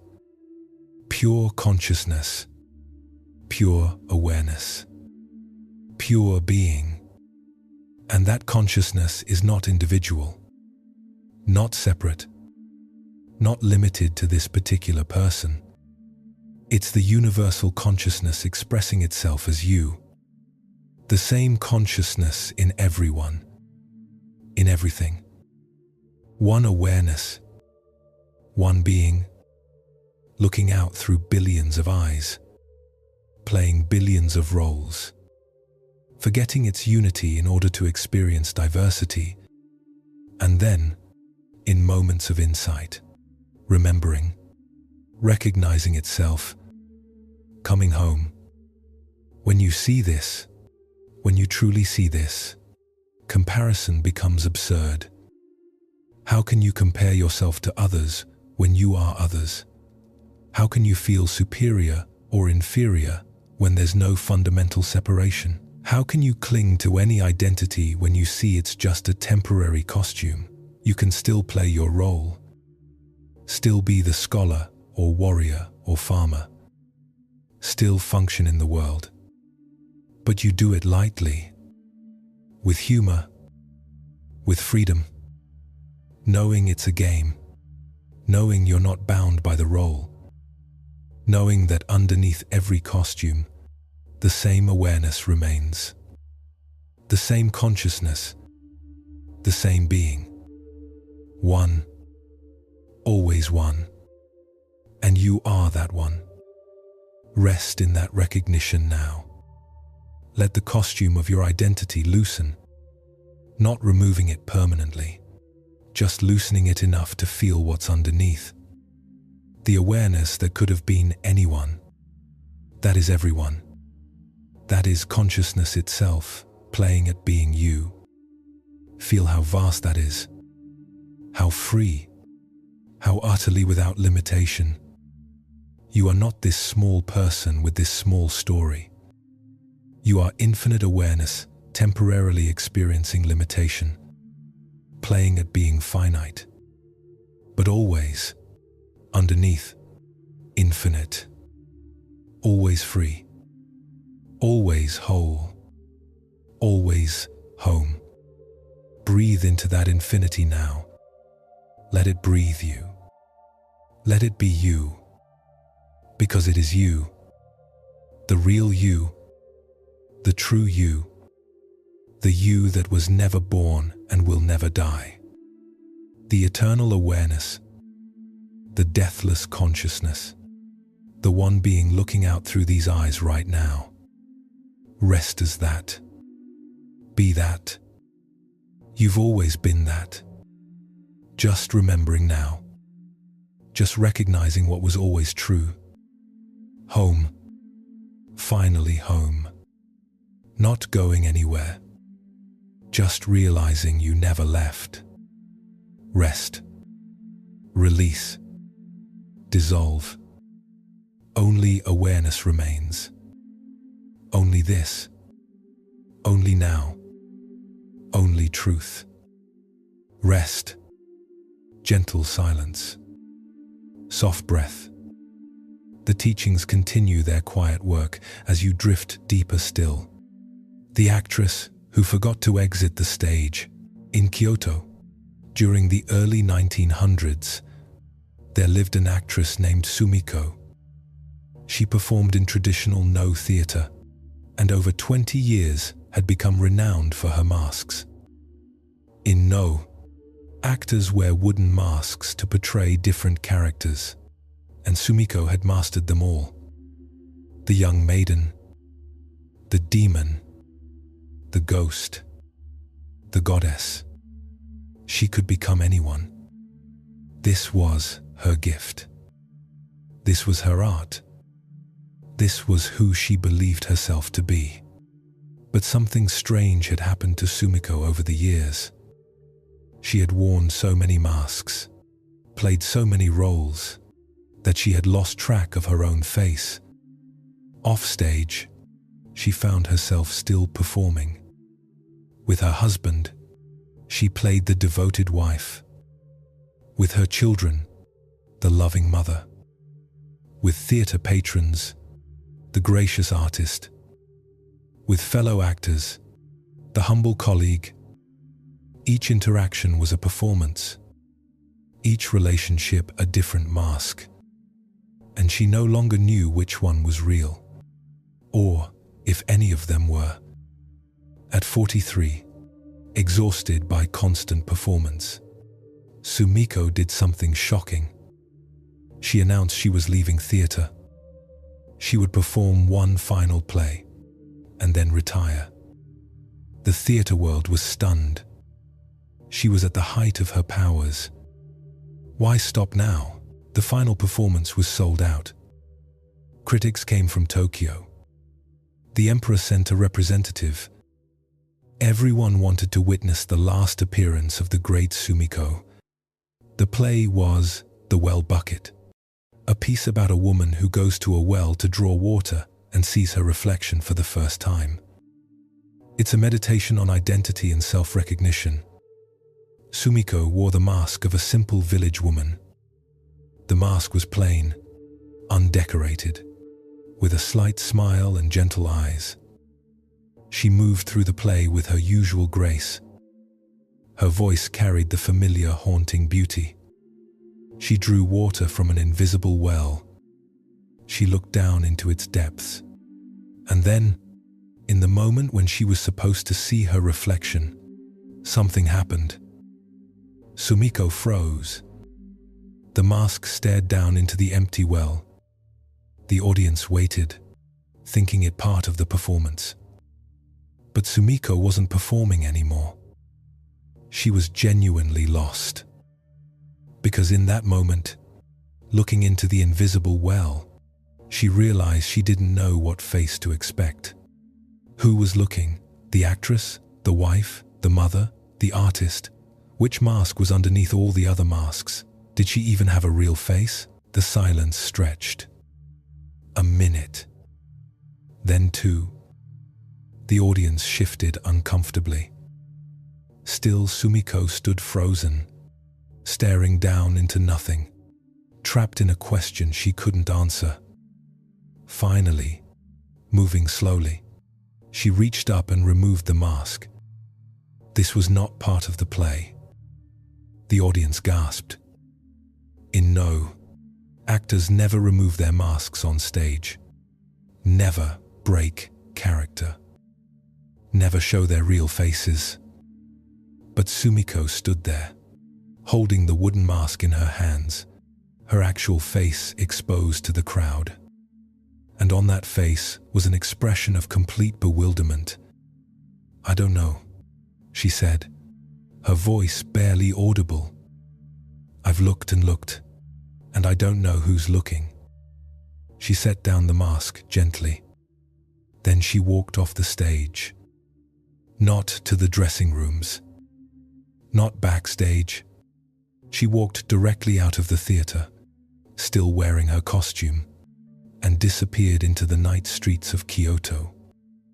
She walked for hours, past temples, past gardens, past the river where she had played as a child.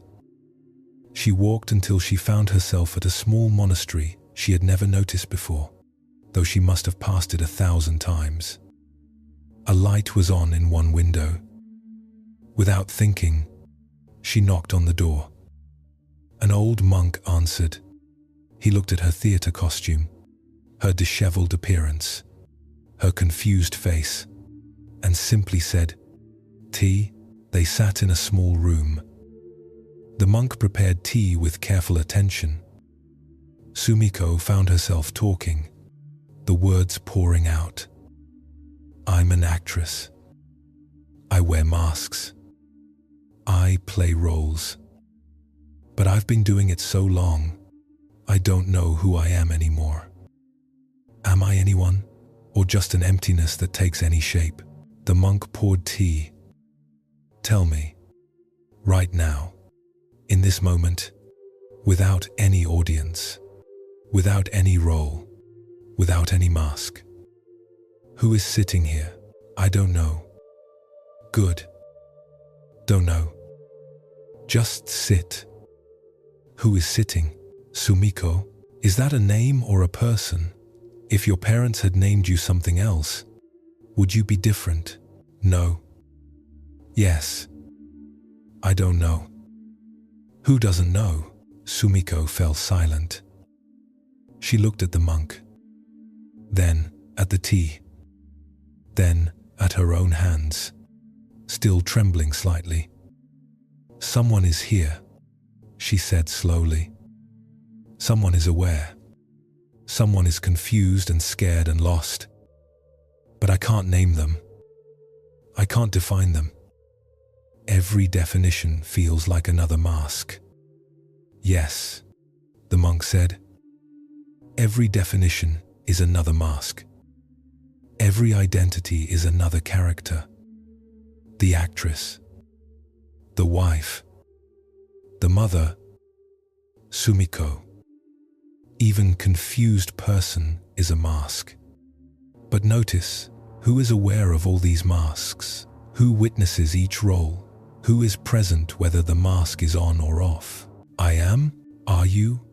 Or is there just awareness, just presence, just consciousness, being aware of masks, of roles, of identities, but not being any of them?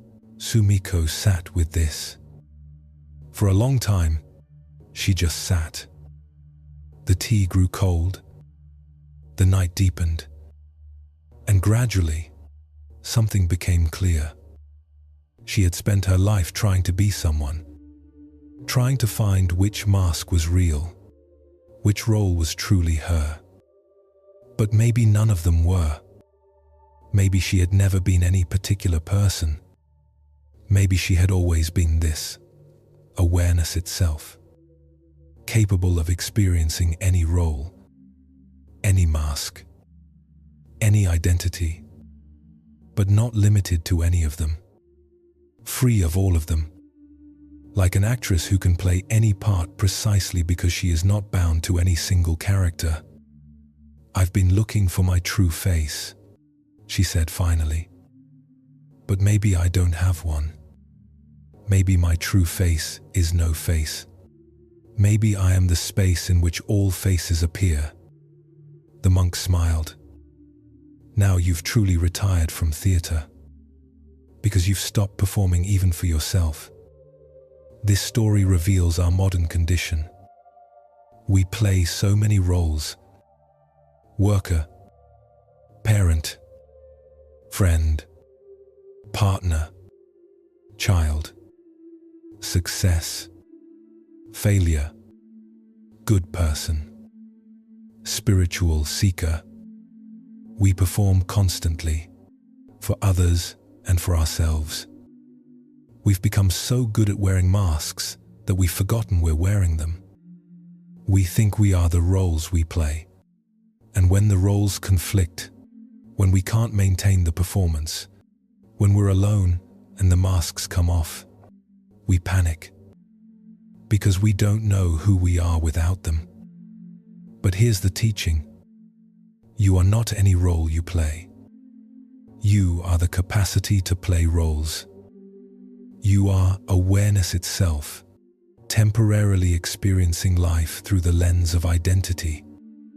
Like Sumiko, you can play any character, not because you are empty in a negative sense, but because you are empty in a liberating sense. Empty of fixed nature, empty of permanent identity, empty of limitation. And this emptiness is not nothing. It's everything. It's the pure potential to be anything. The vast space in which all experiences arise. Think about your own masks. The face you show at work. the self you present to family, the person you are with friends, the identity you perform alone. Are any of them completely real, or are they all partial truths, useful fictions, temporary expressions of something much deeper and more real? When you're alone, truly alone, with all masks removed, who are you? Can you even answer? Or does the question itself reveal that you are not a who at all, but the awareness in which the question appears? This realization can be frightening at first. If I'm not any particular person, do I exist at all? But stay with the question.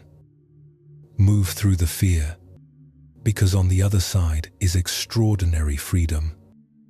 If you're not bound to any identity, you can experience all identities without being trapped by any You can play your roles with full commitment, but without attachment. You can be the parent, the worker, the friend, with genuine presence, but without confusing the role for reality. You can live fully while knowing it's all a kind of dance, a play, a creative expression of consciousness experiencing itself. And in this knowing, you become light. The weight of maintaining identity falls away. The exhaustion of constant performance ceases. The fear of losing yourself becomes impossible, because you recognize there's no separate self to lose. There's only awareness, only consciousness, only this vast, open, loving presence that can be anything, but is not ultimately anything in particular. That's your true nature. That's what you are when all masks are removed. That's the face you had before you were born. No face. Every face. The eternal awareness itself. Rest as that now. Let every mask fall away.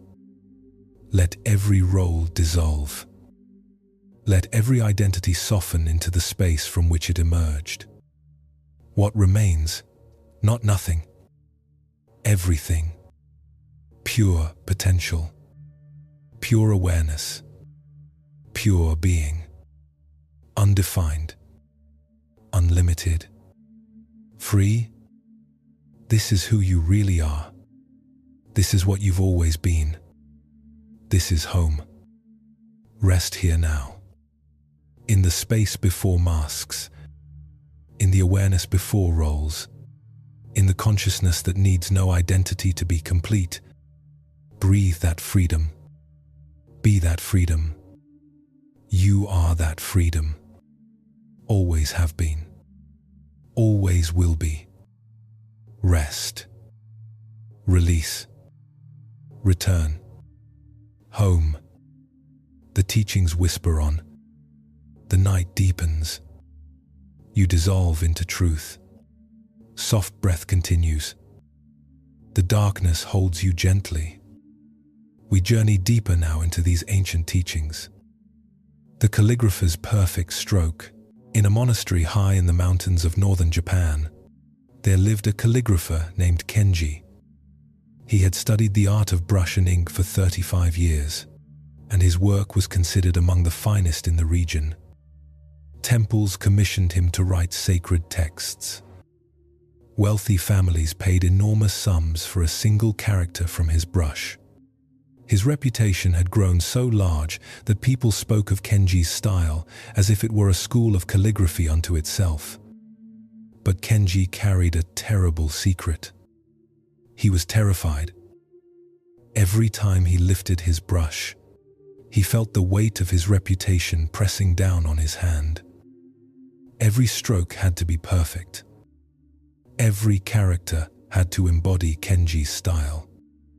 Every piece had to prove that he was still the master everyone believed him to be. He had become a prisoner of his own excellence, trapped inside the identity of Kenji, the master calligrapher. He began to dread commissions. The blank paper became an enemy. The brush felt heavy as stone. Sometimes he would sit for hours, brush poised above the paper, unable to make the first stroke. Because what if it wasn't perfect? What if this was the piece that revealed he was a fraud? What if people discovered that Kenji the master was just an ordinary man who sometimes got lucky with ink and paper? One winter, the abbot of his monastery asked him to write a single character for the main hall. The character was Mu, emptiness, nothingness, the void. It would hang above the meditation hall where monks practiced daily. It needed to be perfect. It needed to embody the teaching. It needed to be Kenji's masterwork. Kenji accepted the commission with a bow and a sinking heart. For 3 months, he could not begin. He prepared the paper, mixed the ink, chose the perfect brush. But every time he approached the work, his hand trembled. The weight of expectation paralyzed him. Kenji, the master calligrapher, could not write the character for emptiness because he was so full of himself. One night, unable to sleep, he went to the meditation hall. He sat in the darkness before the empty wall where his calligraphy would eventually hang. He stared at that empty space for hours, and slowly, something shifted in him. The emptiness of the wall began to feel like a mirror. He was looking at his own nature, empty, vast, without fixed form, and suddenly, terribly, he understood why he couldn't write the character. Because he was trying to write it as someone, as Kenji the master, as the great calligrapher, as the one with the reputation to uphold. But emptiness cannot be written by someone. It can only emerge from no one. He stood up, still in his sleeping robes, and walked to his studio. Without thinking, without planning, without being anyone in particular, he picked up a brush. He didn't prepare the ink properly, didn't choose the finest paper, didn't position himself in the classical stance. He just dipped the brush and let his hand move. The character appeared on the paper in 3 swift strokes. Rough, immediate, alive. It wasn't elegant in the traditional sense. It wasn't what anyone would call Kenji's style. It was something else entirely. Wild, free, empty of technique, empty of mastery, empty of self. Just the character, Mu, emerging from emptiness into emptiness. Kenji stared at it. His first response was horror. This wasn't good calligraphy. This was crude, childlike, technically flawed. No master would produce such a thing. But as he looked longer, something else became visible. The character was alive. It breathed. It contained actual emptiness rather than just depicting it. The strokes held a freedom that none of his carefully crafted pieces ever had. It was real in a way his masterworks had never been real. He hung it in the meditation hall without telling anyone he'd completed the commission.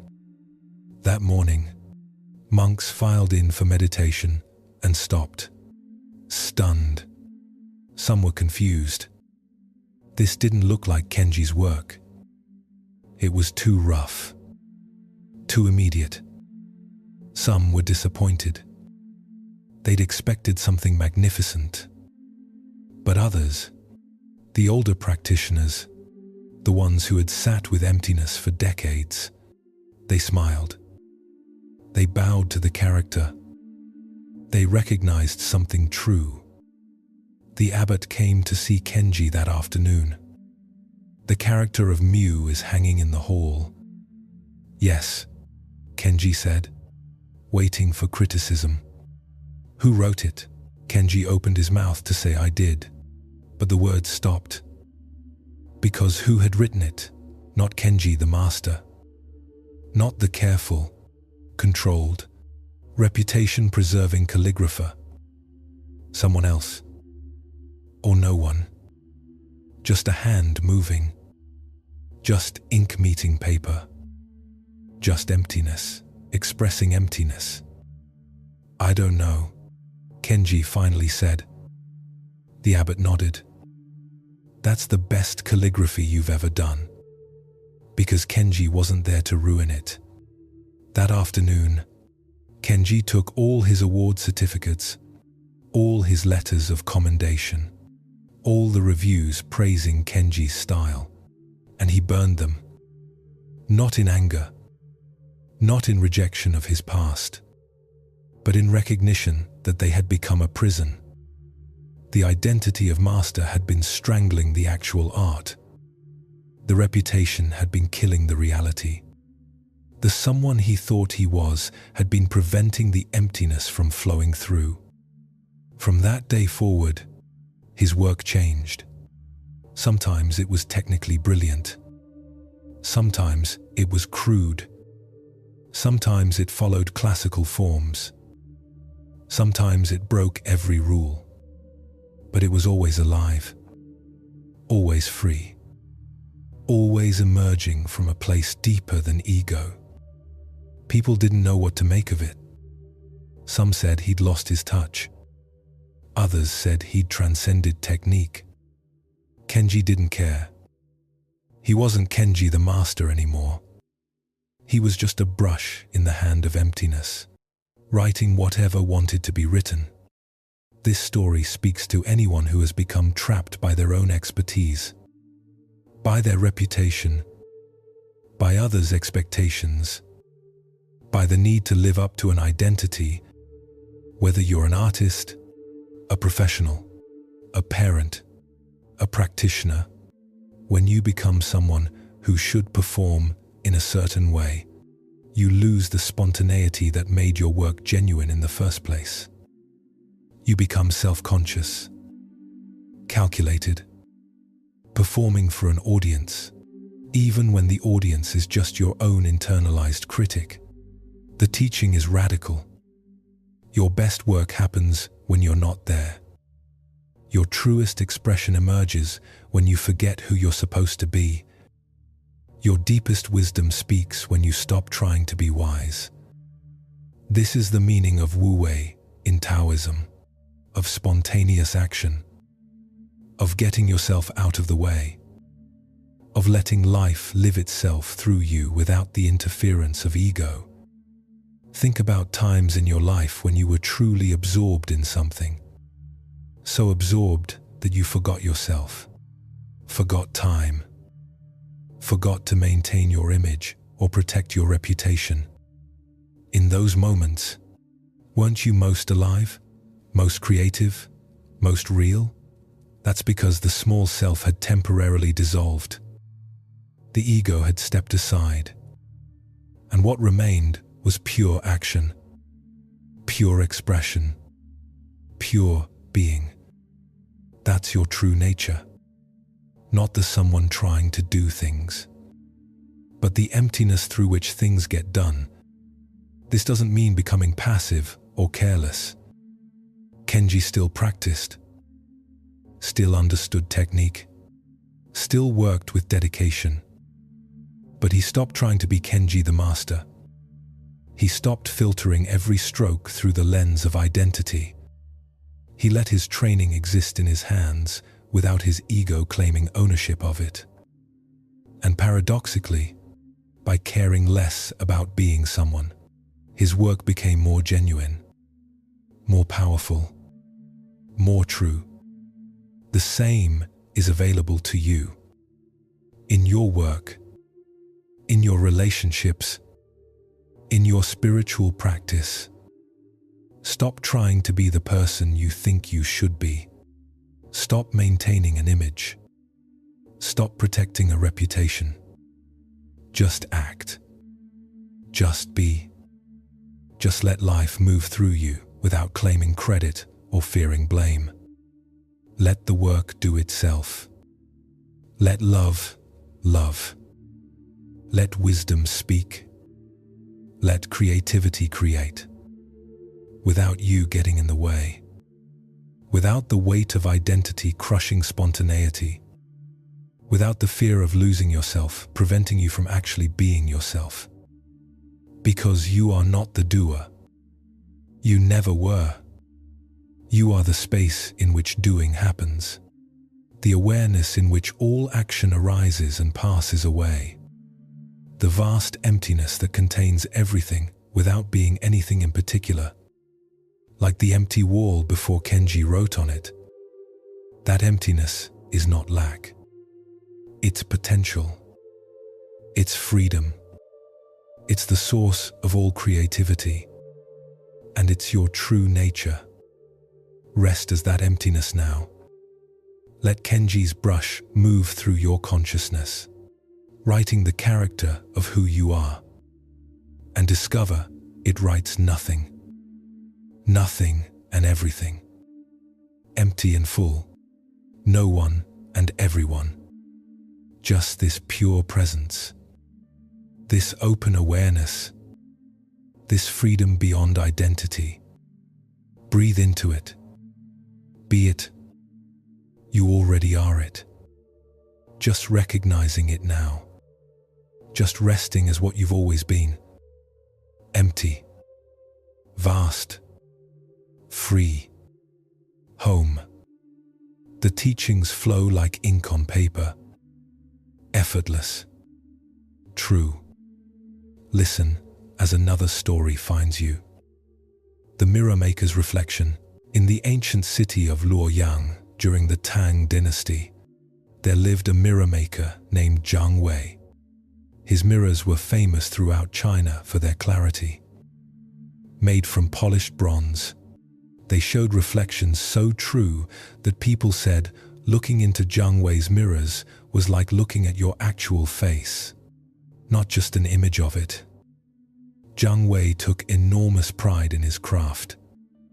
Each mirror required weeks of patient polishing. The bronze had to be perfectly smooth, perfectly curved, perfectly reflective. Any imperfection would distort the reflection, and Zhang Wei's reputation depended on flawless accuracy. He was Zhang Wei, the master mirror maker. This identity had taken 30 years to build, and he guarded it carefully. One day, a customer returned with a mirror Zhang Wei had made 5 years earlier. The mirror was still perfect, still flawlessly reflective. But the customer looked troubled. "Master Zhang," he said, "I have a problem with this mirror." Zhang Wei examined it carefully. "I see no flaw. The bronze is perfectly polished. The reflection is true." "That's the problem," the man said. "I've grown older. I have wrinkles now. Grey hair. The skin under my eyes has sagged. And every morning, this perfect mirror shows me exactly how I've aged. I hate looking at it. I hate seeing what I've become. Can you make me a mirror that shows a better reflection? One that makes me look younger?" Zhang Wei was insulted. "You want me to make a distorted mirror, to create a false reflection that would destroy everything my work stands for? My mirrors show truth. That's what makes them valuable. But truth causes me suffering," the man said quietly. "Every morning, I see my aging face, and I feel my life slipping away. I see the person I used to be disappearing. I see death approaching. Your perfect mirror is perfect torture." Zhang Wei sent the man away, but the conversation haunted him. That night, he looked into one of his own mirrors for the first time in months. He was 62. His face was deeply lined. His hair had gone completely white. His hands, once steady, now showed a slight tremor. He looked at this old man in the mirror, and something cold moved through his chest. When had this happened? When had he become this? He put the mirror face down on his workbench and tried not to think about it. But over the following days, the question wouldn't leave him. What did mirrors actually show? He'd always believed they showed truth. But did they? A mirror showed appearance. The surface of things. The face people wore. But was that truth? Was he this aging face? Was his identity written in wrinkles and grey hair? If so, who had he been at 20, when his face was smooth and his hair was black? A different person, or the same person in a different face. He decided to visit a Buddhist monastery at the edge of the city. He brought his finest mirror as a gift and asked to speak with the abbot about the nature of reflection and truth. The abbot was a woman of perhaps 50, her head shaved, her face weathered but peaceful. She accepted the mirror with a bow and set it aside without looking at it. "What troubles you?" "Master Zhang?" Zhang Wei explained about the customer who wanted a false reflection, about his own discomfort seeing his aged face, about his confusion over what mirrors actually revealed. The abbot listened, then said, "Look at me. What do you see?" "I see a Buddhist nun. Middle-aged, calm face, simple robes. Now, close your eyes. What do you see?" Zhang Wei closed his eyes. "Nothing. Darkness. And am I gone? Have I ceased to exist because you can't see me?" "No. You're still here. So which is more real? The image you saw with eyes open, or the presence you sense with eyes closed?" Zhang Wei opened his eyes, uncertain how to answer. "Your mirrors," the abbot continued, "show surfaces. They reflect light bouncing off skin and hair and bone. But is that you? Is Zhang Wei just arrangement of wrinkles and colors? When you sleep and no one sees you, do you stop being Zhang Wei? No. When you were 20 and your face was different, were you not Zhang Wei then as well? Yes. No. I mean, I was the same person. But what? The face changed. The body changed. So what remained the same? What is the constant in all the changes? Zhang Wei thought about this. At 20, he'd been young Zhang Wei. At 40, middle-aged Zhang Wei. At 60, old Zhang Wei. The face had changed completely. The body had changed. Even his personality had changed. He'd been impulsive at 20, confident at 40, more cautious now at 60. So, what had remained constant? What thread connected all these different Zhang Weis? Awareness, he said slowly. "I've always been aware. Consciousness has been present through all the changes." "Yes," the abbot said. "That's what your mirrors don't show. They show the costume, not the actor. They show the wave, not the ocean. They show the face you're wearing at this moment. But you are not any face you've ever worn. You are the awareness that witnesses every face, every age, every change." She picked up the mirror Zhang Wei had brought and held it up to him. "Look." He looked, saw his old face, the wrinkles, the grey hair, the evidence of 62 years. "Now," she said, "ask yourself, who is looking? Not what does the mirror show, but who is looking at what the mirror shows?" Zhang Wei stared into the mirror, but this time, instead of seeing his face, he became aware of the seeing itself. There was an eye looking, a consciousness experiencing, an awareness present. And that awareness, it didn't feel old. It didn't feel young. It just felt present, clear, here, now. The same presence that had looked at his reflection at 20. The same awareness that would look tomorrow and the day after. Unchanging, eternal, real in a way the reflection had never been real. The mirror shows the person you're pretending to be, the abbot said. The face you present to the world. The identity you maintain. Old Zhang Wei, master mirror maker. This person, this story. But behind the reflection, behind the face, the one who looks remains untouched by time. That's who you actually are. Not the reflection, the witness. Zhang Wei walked home in a daze. He went to his workshop and looked at all the mirrors waiting to be polished. For 30 years, he'd believed he was showing people truth, showing them their real faces. But he'd been showing them illusions. Beautiful illusions. Accurate illusions. But illusions nonetheless. Because no mirror can show what's looking. No reflection can capture the witness. The self we present to the world. The face we wear. The person we think we are. These are all just images. Images appearing in the mirror of consciousness. But we are not the images. We are the mirror itself.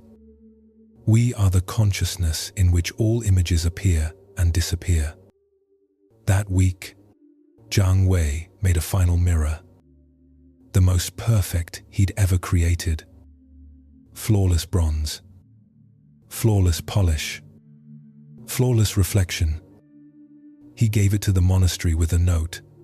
This mirror shows the false self perfectly. May all who look into it remember to turn around and see what's looking. This story teaches us about identification with appearance. We look in mirrors, at photographs, at reflections in windows and screens, and we think we're seeing ourselves. We build our identity around this image. When the image is attractive, we feel good. When it changes, ages, becomes less desirable, we suffer. We think we're losing ourselves. But we're not losing ourselves. We're losing an image, a reflection, a temporary appearance. What we actually are never appears in any mirror, because what we are is what's looking. You have never seen your own face. Think about that. You've seen reflections, images, photographs, but you've never seen your actual face from the inside. You've never met yourself as others meet you. And yet, you are more intimately familiar with yourself than anyone else could ever be. Because you don't know yourself as an object to be seen. You know yourself as the subject doing the seeing. As awareness itself. As consciousness experiencing life from the inside. This is why identification with appearance causes such suffering. We're trying to be an object, trying to maintain an image, trying to control how we look to others and to ourselves. But we're not objects. We're not images. We're the witnessing presence, the awareness that has no appearance. That can't be seen because it's doing all the seeing. That can't be captured in any mirror because it's the space in which all mirrors appear. When you see this, really see this, aging becomes less frightening. Because yes, the body ages, the face changes, the reflection in the mirror grows old. But you don't. The awareness witnessing all these changes remains unchanged, clear, young, eternal. It was there before your face formed in your mother's womb. It will be there after your face has returned to dust.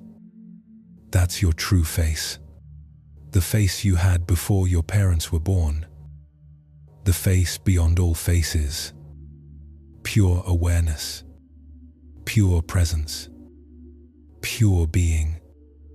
Rest as that presence now. Not the face, not the image, not the reflection, but the witness, the one aware of all appearances but not bound by any. Let your body be whatever age it is. Let your face show whatever it shows. These are just temporary conditions, costumes worn for a while.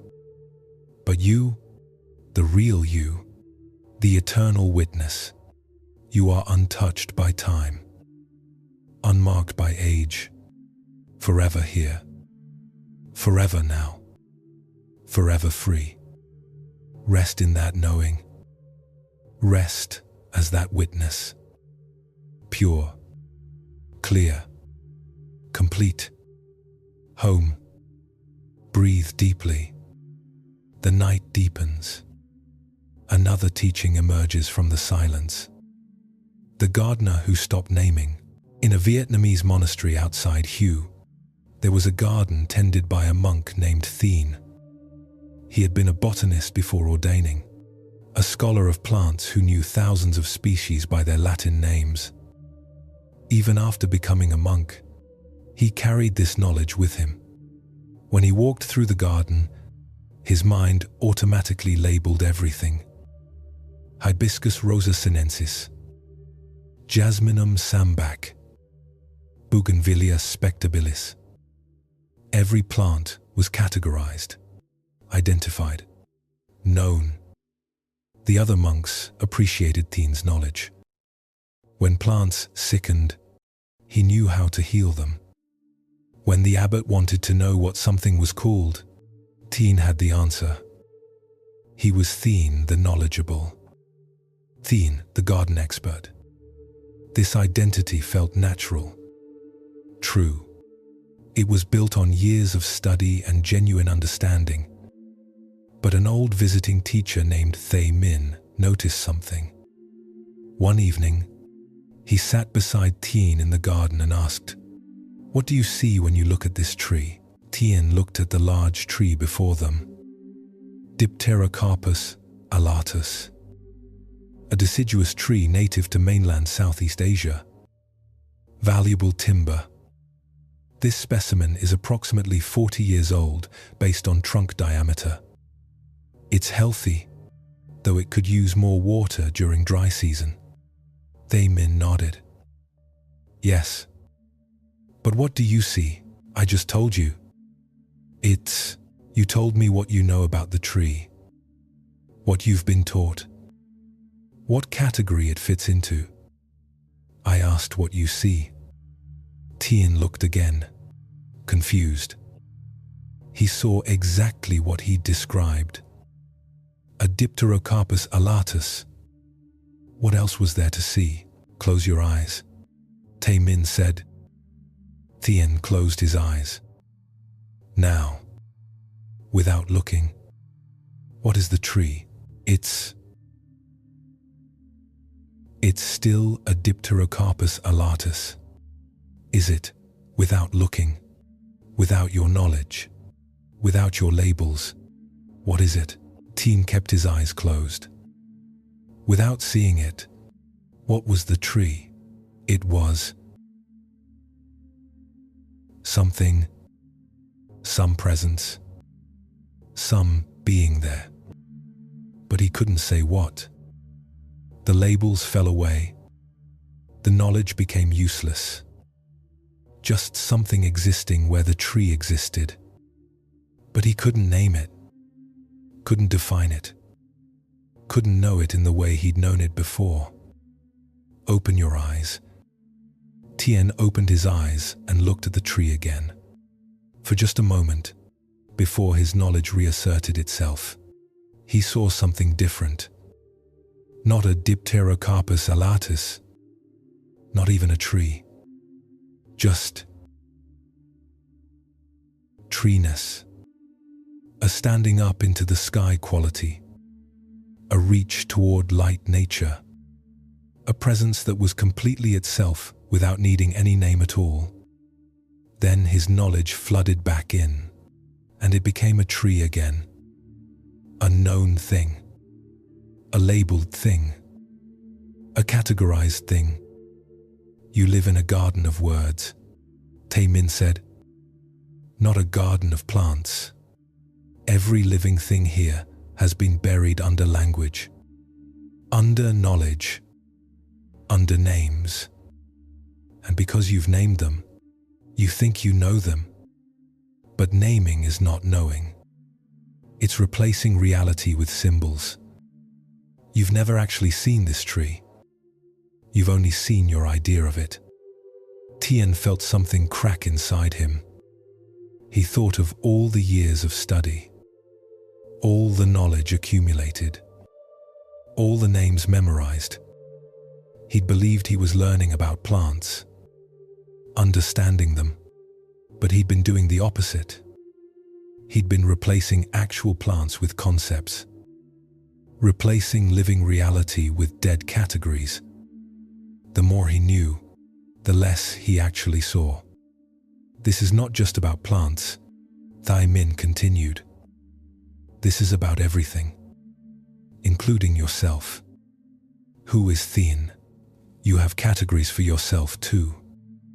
Monk, botanist, knowledgeable one, former scholar, man, Vietnamese. Every label is a barrier between you and actual experience, between you and reality, between you and your true nature. That night, Tien couldn't sleep. He walked through the garden in darkness, unable to see the plants clearly, unable to identify them. And in that not knowing, something opened. The garden was alive in a way it had never been when he knew all the names. Mysterious, vast, completely itself. He touched a leaf and felt the absolute reality of it. The leafness that had nothing to do with species or Latin names, just existence itself. Being here, now, real beyond all labels. He sat down on the path and wept, because he realized he'd been asleep. For all his knowledge, for all his careful attention, he'd been asleep. Living in concepts, in categories, in the mapped world of language. But the actual world, the real world, the world beyond names, he'd never touched it. He'd been like someone reading a menu and thinking they'd eaten a meal. From that night on, Tien began practicing what he called unknowing. Every morning, he would walk through the garden and force himself not to name anything, not to categorize, not to know, just to see, just to experience, just to let things be what they were without the interference of language. It was harder than anything he'd ever done. His mind constantly wanted to name, to label, to know.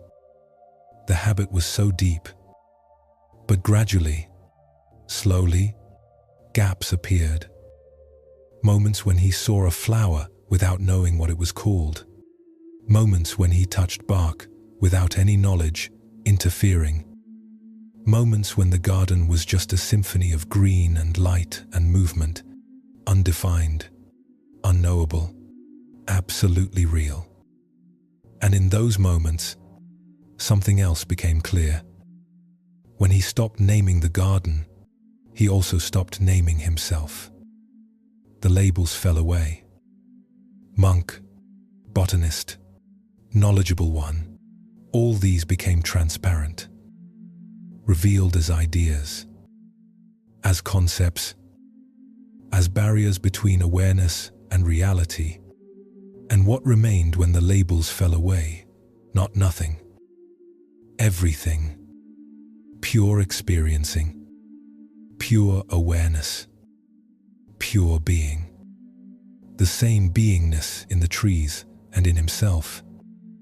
One reality, one presence, one life expressing itself as everything, needing no names to be utterly complete. The other monks noticed the change. Dean still cared for the garden, still knew how to heal sick plants, but something in his relationship with it had shifted. He moved differently, slower, more present. He would sometimes stop and stare at a single leaf for minutes, as if seeing it for the first time, as if every moment was the first moment, as if nothing had ever been named. One day, the abbot asked him, "Tien, what has happened to you?" Tien smiled. "I've forgotten everything I knew, and now I'm finally learning." This story speaks to our addiction to knowing, to naming, to categorizing and labeling everything, including ourselves. We think knowledge is power. Think naming things gives us control over them. Think understanding means fitting everything into categories. But every name is a barrier.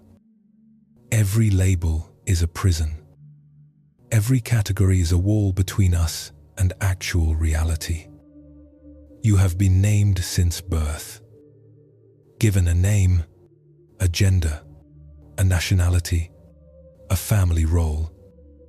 Then you accumulated more labels. Smart or dumb, pretty or plain, successful or failed, spiritual or worldly. Every label narrowed your reality. Every name separated you from the unnamed truth of what you are, until finally you believe you are the labels. You believe you are the accumulated names and categories. You believe you are the identity constructed from language. But you're not. You existed before you were named. You exist between the labels, in the gaps between thoughts, in the silence before language. That's where your true nature lives. Not in the known world, not in the mapped territory of concepts, but in the unknown, the unnameable, the mystery that can't be captured in any word. This doesn't mean language is bad. Names are useful. Categories help us navigate the world. But they're tools, not truths. The map is not the territory. The menu is not the meal. And the words you use to describe yourself are not yourself. They're just sounds, just concepts, just ideas appearing in awareness. But awareness itself can't be named, can't be categorized, can't be known in the way objects are known, because it's not an object. It's the subject, the witness, the space in which all names appear and disappear. Try it now. Try to stop naming, just for a moment. Look around you without labeling anything. See without knowing what you see. Hear without identifying sounds. Feel without naming sensations. Just raw experience. Just reality itself. Before words. Before concepts. Before knowledge. That's what's always here. That's what you actually are. Not the known, but the knowing itself. Not the named, but the awareness in which all names appear. Not the categorized self, but the vast, open, free presence that can't be captured in any category.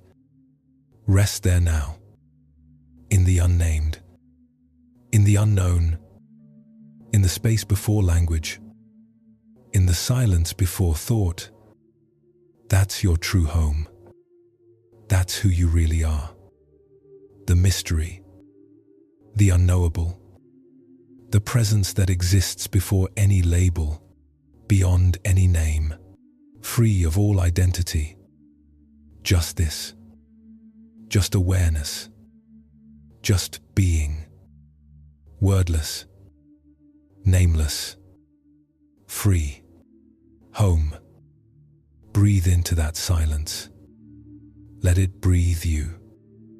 Let all names fall away like autumn leaves. What remains has never been named. Never will be. It's too vast. Too free.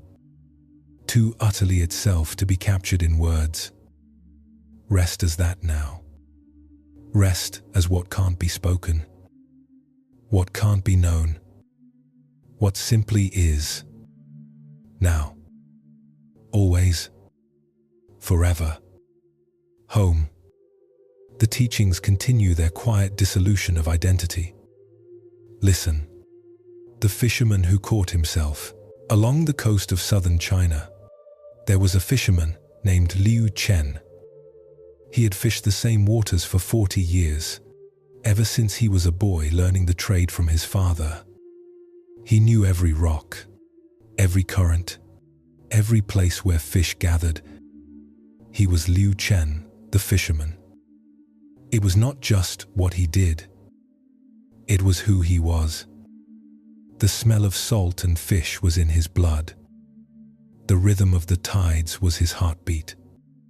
He couldn't imagine being anything else. But one evening, casting his net in shallow water near the shore, something strange happened. The net got caught on something heavy. Liu Chen pulled and pulled, straining against the unexpected weight. Finally, with a great heave, he dragged the net to shore and looked to see what he'd caught. It was a large mirror. Old, tarnished, partially broken. The glass still intact, but clouded with seawater and time. Liu Chen had never seen anything like it in his net before. He rinsed it in the sea, and through the clouded surface, he could just make out his own reflection. A weathered face, deep lines, grey beard, the face of a man who had lived his entire life outdoors, under sun and wind. He stared at this reflection for a long time. Something about it disturbed him. This old man in the mirror, was this him, Liu Chen the fisherman? He'd never really looked at himself before. Never thought about his appearance. Never considered himself as an image, a face, a person others saw. He was simply the one who fished, the one who moved through these waters, the one who lived this life. But now, seeing himself from outside, he felt a strange disconnection. Who was this old man? What did this face have to do with the one who was looking? He took the mirror home and propped it against the wall of his small hut. Over the following days, he found himself looking at it frequently. Each time, the same unsettling question arose. Who is that? His mind would say, that's you. That's Liu Chen. But something deeper didn't accept it. Because the face in the mirror was an object. Something to be seen. But he was the subject, the one seeing. How could he be both? He began to experiment. He would close his eyes and ask, who am I without this face, in darkness, with no reflection? Was he still Liu Chen the fisherman? Yes. He could feel the identity clearly, could feel the knowledge of 40 years at sea, could feel the identity of fisherman running through him like a current. But where was it? Exactly, not in the face. The face was just skin and bone. Not in the body. The body was a tool for fishing, but not the fisherman himself. Not in thoughts, because thoughts came and went. So where was this Liu Chen identity actually located? The more he investigated, the less he could find it. It was like trying to catch water in his hands. He could feel it flowing through, could sense its presence, but couldn't grasp it, couldn't pin it down, couldn't point to any actual thing that was Liu Chen the fisherman. It was more like a story, a collection of memories, a pattern of behavior, a role he'd been playing so long he'd forgotten it was a role. One morning, he went to the old Buddhist hermit who lived in a cave up the coast. He brought the mirror and told the hermit what had been troubling him. The hermit looked at the mirror, then at Liu Chen, then back at the mirror. The net caught something very valuable. He said, "It caught your false self. Now look, can you catch your real self? How do I do that? The same way you caught the mirror. You cast a net into the depths and pull up what's hidden. But this time, cast the net of awareness inward. Look for the one who's looking. Try to catch the one who wants to know who he is." Liu Chen sat on the cave floor and closed his eyes.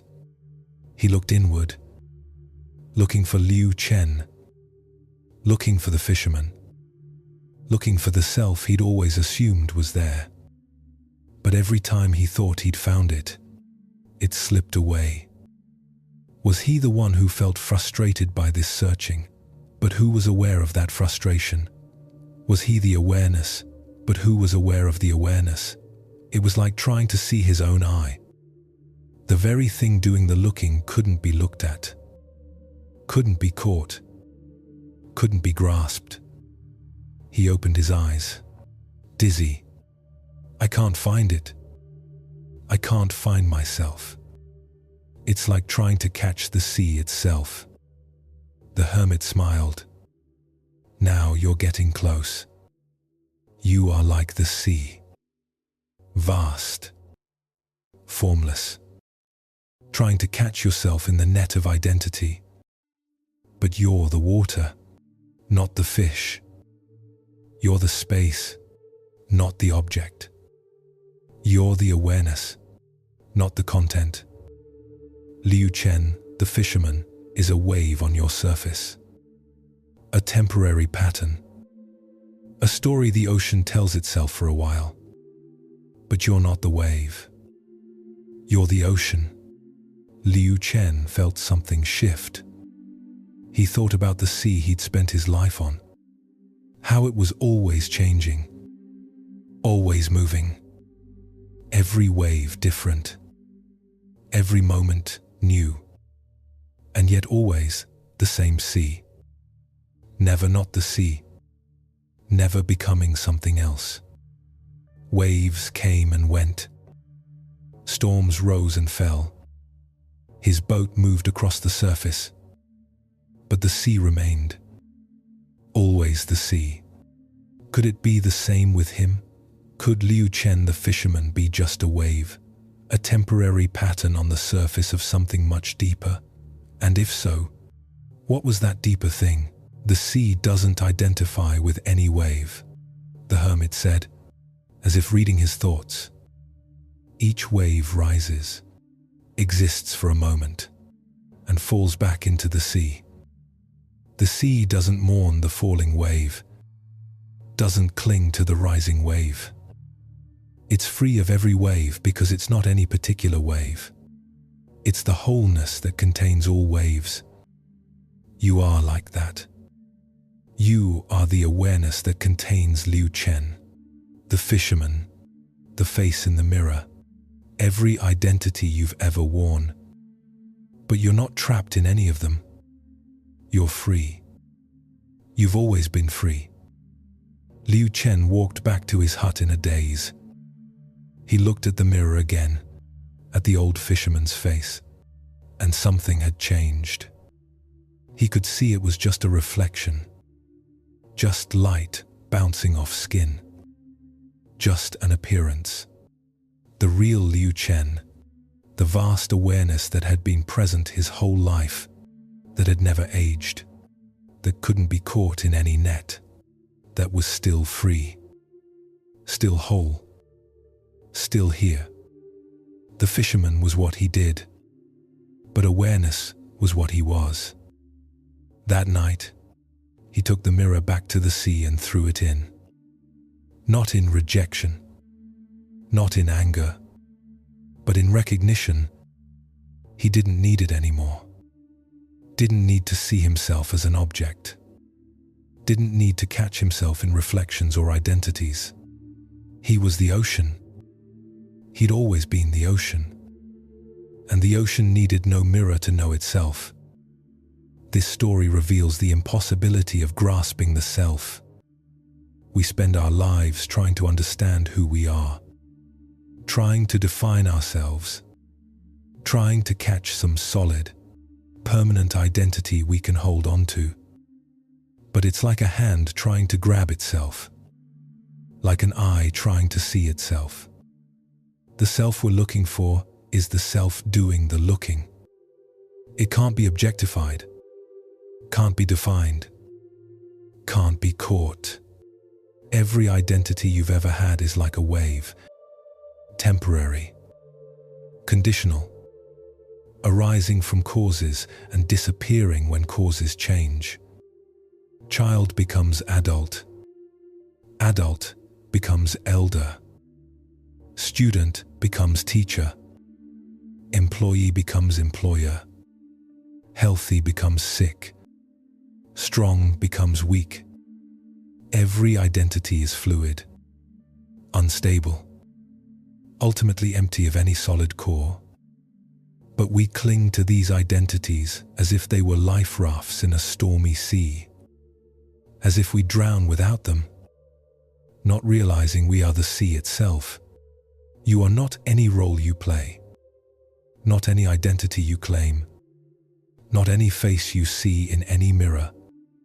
You are the awareness in which all roles appear, the ocean in which all waves rise and fall, the space in which all identities come and go. And that awareness, that ocean, that space, it's not personal, not individual, not separate. It's the one consciousness appearing as everything, the same awareness in everyone, the same being looking out through every eye. One, only one, playing at being many, forgetting itself so completely it believes it's this separate wave, this individual person, this particular identity. But you're not. You never were. You are the ocean pretending to be a wave, the space pretending to be a form, the infinite pretending to be finite. And the suffering comes from believing the pretense, from thinking you're this small, separate, vulnerable wave that might be destroyed. But you're not. You're the indestructible ocean, the eternal awareness, the deathless presence. And recognizing this, resting as this, is freedom. Let yourself be the ocean now. Let every wave of identity rise and fall without attachment. Let Liu Chen dissolve. Let every name you've ever worn dissolve. Let every role, every label, every definition fall back into the sea of consciousness. What remains is not nothing. It's everything. The vast awareness, the infinite presence, the one being, looking out through these eyes, breathing through these lungs, living this life as one expression among infinite expressions. Free, whole, complete, never separate from itself, always home. Rest as the ocean now. Let the waves play on your surface without disturbing your depths. You are that depth, that stillness, that infinity, beyond all names, beyond all forms, beyond all identity, pure consciousness, pure being, pure presence. Now, always, home. Breathe the ocean's breath. Feel its vastness. Know yourself as what you've always been.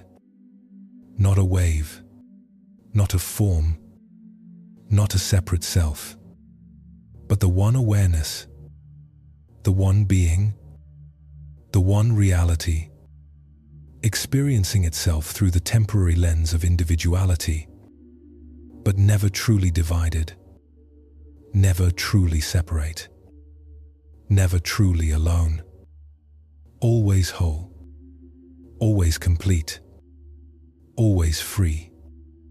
Rest there. Be that. You are that.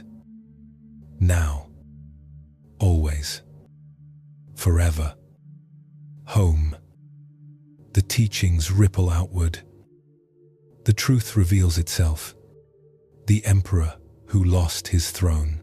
In ancient China, during a time of war and chaos, there lived an emperor named Zhao. He ruled the central provinces with authority that seemed absolute. Thousands bowed before him.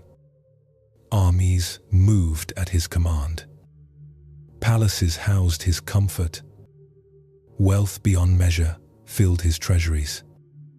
He was Emperor Zhao, son of heaven, holder of the mandate of heaven itself. This identity wasn't just strong. It was total. It encompassed everything. He couldn't remember being anything else. Even as a child, he'd been prepared for this role, trained for it, taught that he was divinely appointed, that he was fundamentally different from other humans, that he was, in some essential way, more real. But war came. Betrayal from within his court. His armies defeated. His palace burned. In a single night, everything changed. He fled with only a few loyal servants, disguised as peasants, hoping to reach the southern provinces where allies might shelter him. For days, they traveled through countryside he'd never actually seen. He'd spent his life in palaces, carried in curtained palanquins, shielded from ordinary life. Now he walked through mud, slept on hard ground, ate whatever food they could find or beg. His servants tried to maintain the illusion of his rank, bowing to him in private, addressing him as Your Majesty. But gradually, even they stopped, because it felt absurd. Here, in this reality of cold nights and empty stomachs, titles meant nothing. One evening, they stopped at a small village. The servants went to beg for food. Zhao sat alone by a half-ruined temple, too exhausted to move. An old woman came by, carrying water. She looked at him and shook her head. "You look half dead," she said. "When did you last eat?" I don't remember." She brought him a bowl of thin rice porridge. "Here.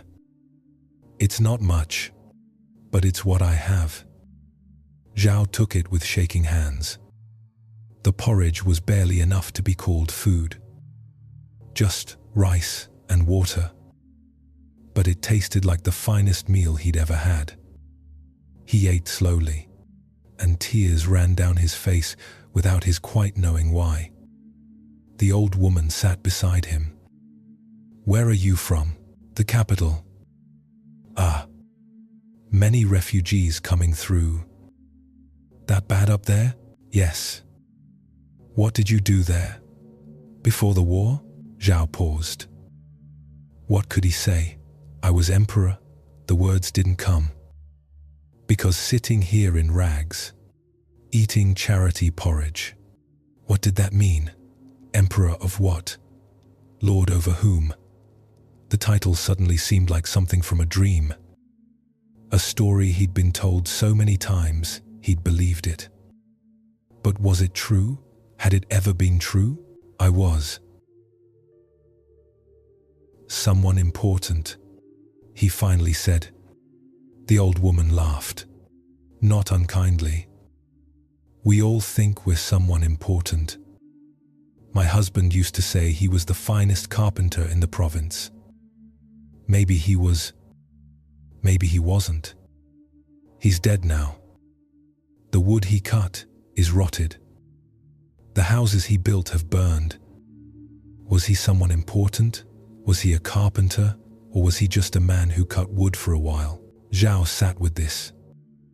Emperor Zhao, son of heaven, mandate holder, ruler of millions.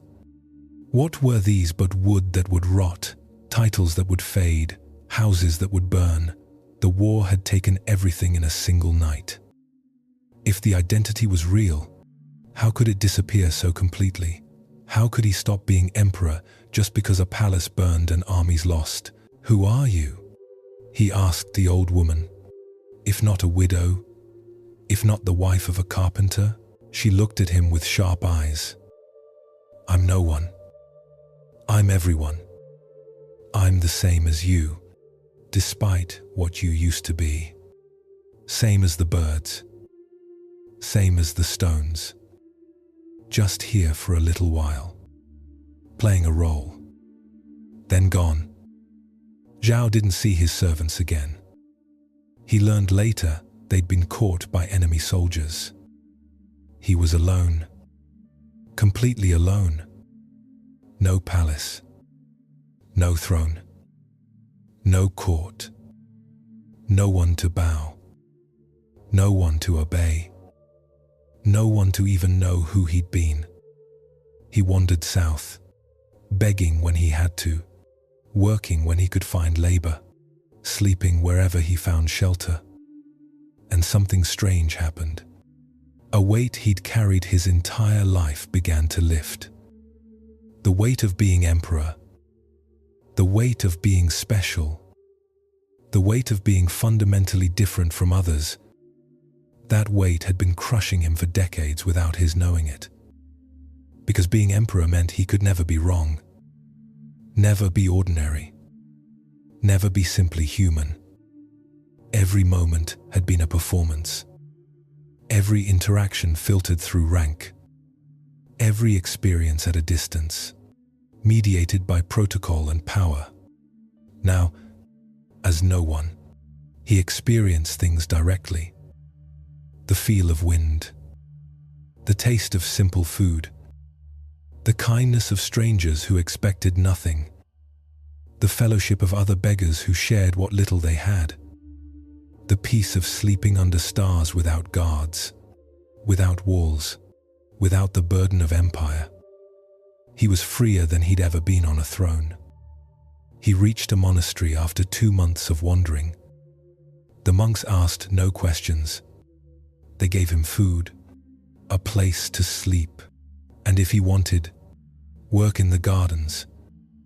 He stayed, not because he needed to, but because he wanted to. Because here, as one more nameless monk pulling weeds and carrying water, he felt more real than he ever had, wearing dragon robes and sitting on a throne. One day, the abbot called him in. I know who you were, he said. Zhao felt his stomach drop. How? One of the monks recognized you. He was a court official years ago. He's told no one else. But he told me, and I've been watching you, wondering if you know what you've discovered. What have I discovered? That you never were the emperor. You were always just this. Just a man. Just awareness. Just presence. The empire was a dream. The throne was a costume. All of it was real in a relative sense, useful for governing, necessary for that role. But it was never ultimately true. You were never fundamentally different from anyone else. never special, never separate. Just one more expression of the same consciousness that lives in everyone. Zhao nodded slowly. I was so sure. For my entire life, I was absolutely certain I was someone special, someone unique. And it turns out I'm no one at all. Yes, the abbot smiled. And this, no one, is more real than that someone ever was. This no one can actually be here, can actually experience life, can actually be free. The someone was a prison. The no one is liberation. Zhao lived the rest of his life in that monastery. He never reclaimed his throne, never even tried, because he discovered something more valuable than any empire. He discovered that his true nature was not emperor or beggar, not special or ordinary, not someone or no one. It was the awareness that could be any of these without being defined by any of them. The consciousness that remained unchanged, whether clothed in dragon robes or peasant rags. The being that was here before any throne and would remain after every kingdom fell. And in that discovery, he found a peace no amount of power had ever given him. Because power requires maintenance, requires defense, requires constant vigilance. But being no one requires nothing, demands nothing, defends nothing. It's the peace of water flowing downhill, of wind moving through trees, of consciousness experiencing itself without the burden of identity, natural, effortless, free.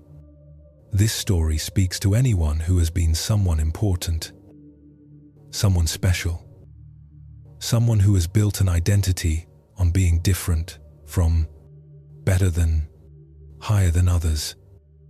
Whether you're wealthy or accomplished or powerful or recognized, if you've believed you're fundamentally special, you've created a prison, because that specialness must be maintained, protected, proved constantly, and you live in fear of losing it. Fear of being revealed as ordinary. Fear of being just another person, just another expression of common consciousness. But that fear is the prison talking. Your true nature has never been special or ordinary. It's beyond all categories, beyond all comparison. Not because it's better than anything, but because it's the awareness in which all comparisons appear. You are not more valuable than others because of your achievements or status, but you're also not less valuable if you lose them, because value, in the ultimate sense, doesn't apply. You are consciousness itself, and consciousness has no hierarchy, no better or worse, no special or ordinary, just isness, just being, just the miracle of awareness experiencing itself through infinite forms, all of them equally real, none of them more real than any other. When you see this, hierarchy collapses, not in a way that makes you disrespectful or careless, but in a way that reveals the fundamental equality of all beings. The same consciousness in the emperor and the beggar, the same awareness in the powerful and the powerless, the same being looking out through every eye, and recognizing this is not humiliation, it's liberation. Liberation from the exhausting work of maintaining specialness, liberation from the fear of losing status, liberation into the truth that you are what you've always been. Before any throne, beyond any title, simple, present, here, aware, free. Let every claim to specialness dissolve now. Let every belief in being fundamentally different crumble. Let the emperor fall. Let the throne disappear. What remains when all status is gone? Not nothing. Everything. The vast democracy of consciousness. The infinite field of awareness in which all beings appear as equals, as expressions of the same source, as waves in the same ocean, as light from the same sun. You are that source, that ocean, that sun, not more than others, but not separate from them either. One, only one, forever one, and that one is you, is everyone, is everything. Rest in that oneness now. Rest as that source, free from all hierarchy, free from all comparison, free from all identity, pure being, pure consciousness, pure presence. Home. The breath continues. The night holds all. We approach the closing. Tonight we have journeyed together through stories of ego dissolution and freedom from identity. We have learned that you are not who you think you are, not the name you carry, not the roles you play, not the face you see, not the thoughts you think, not the knowledge you possess, not the achievements you've accumulated, not the status you maintain, not even the person listening to these words right now.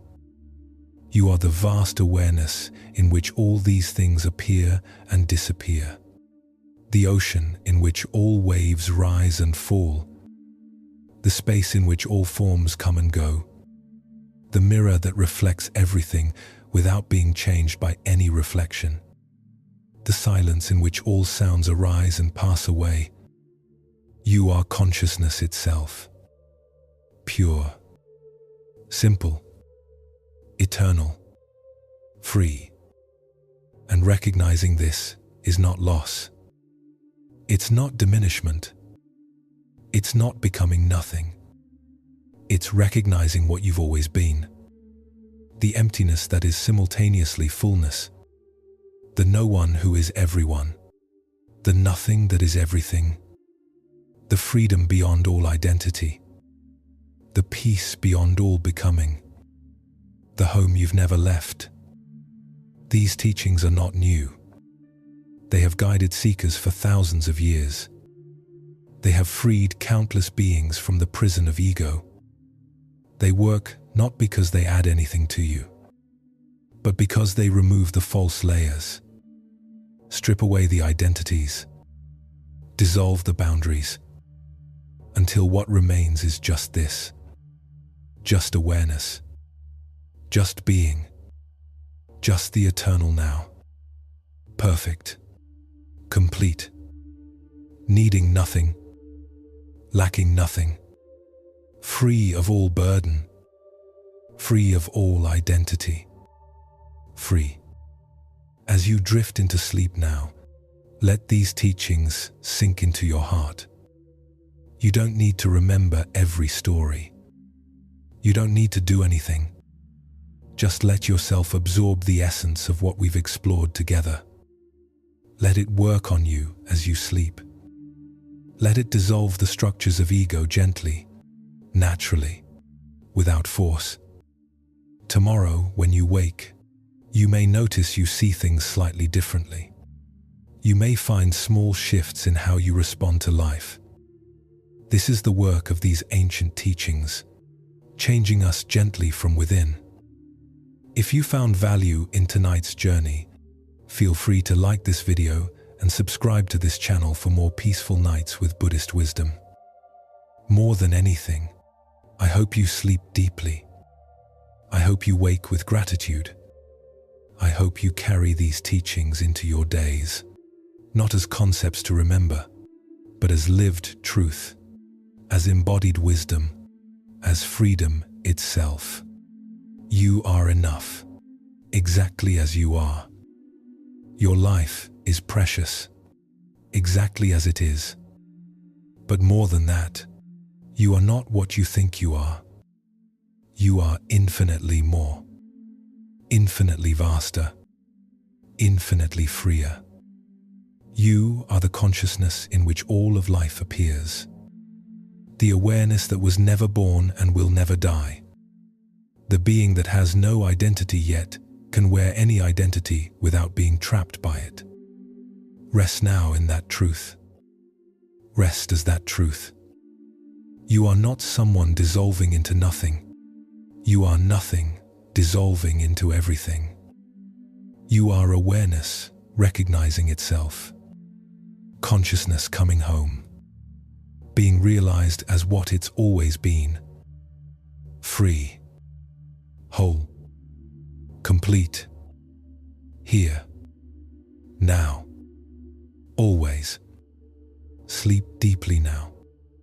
Wake gently. May tomorrow bring you ease. May you carry this freedom with you. May you live lightly, knowing who you truly are. Not the person, not the ego, but the vast, open, loving consciousness that needs no identity to be complete. Rest well, dear friend. Rest in truth. Rest in freedom. Rest in your true nature. Good night.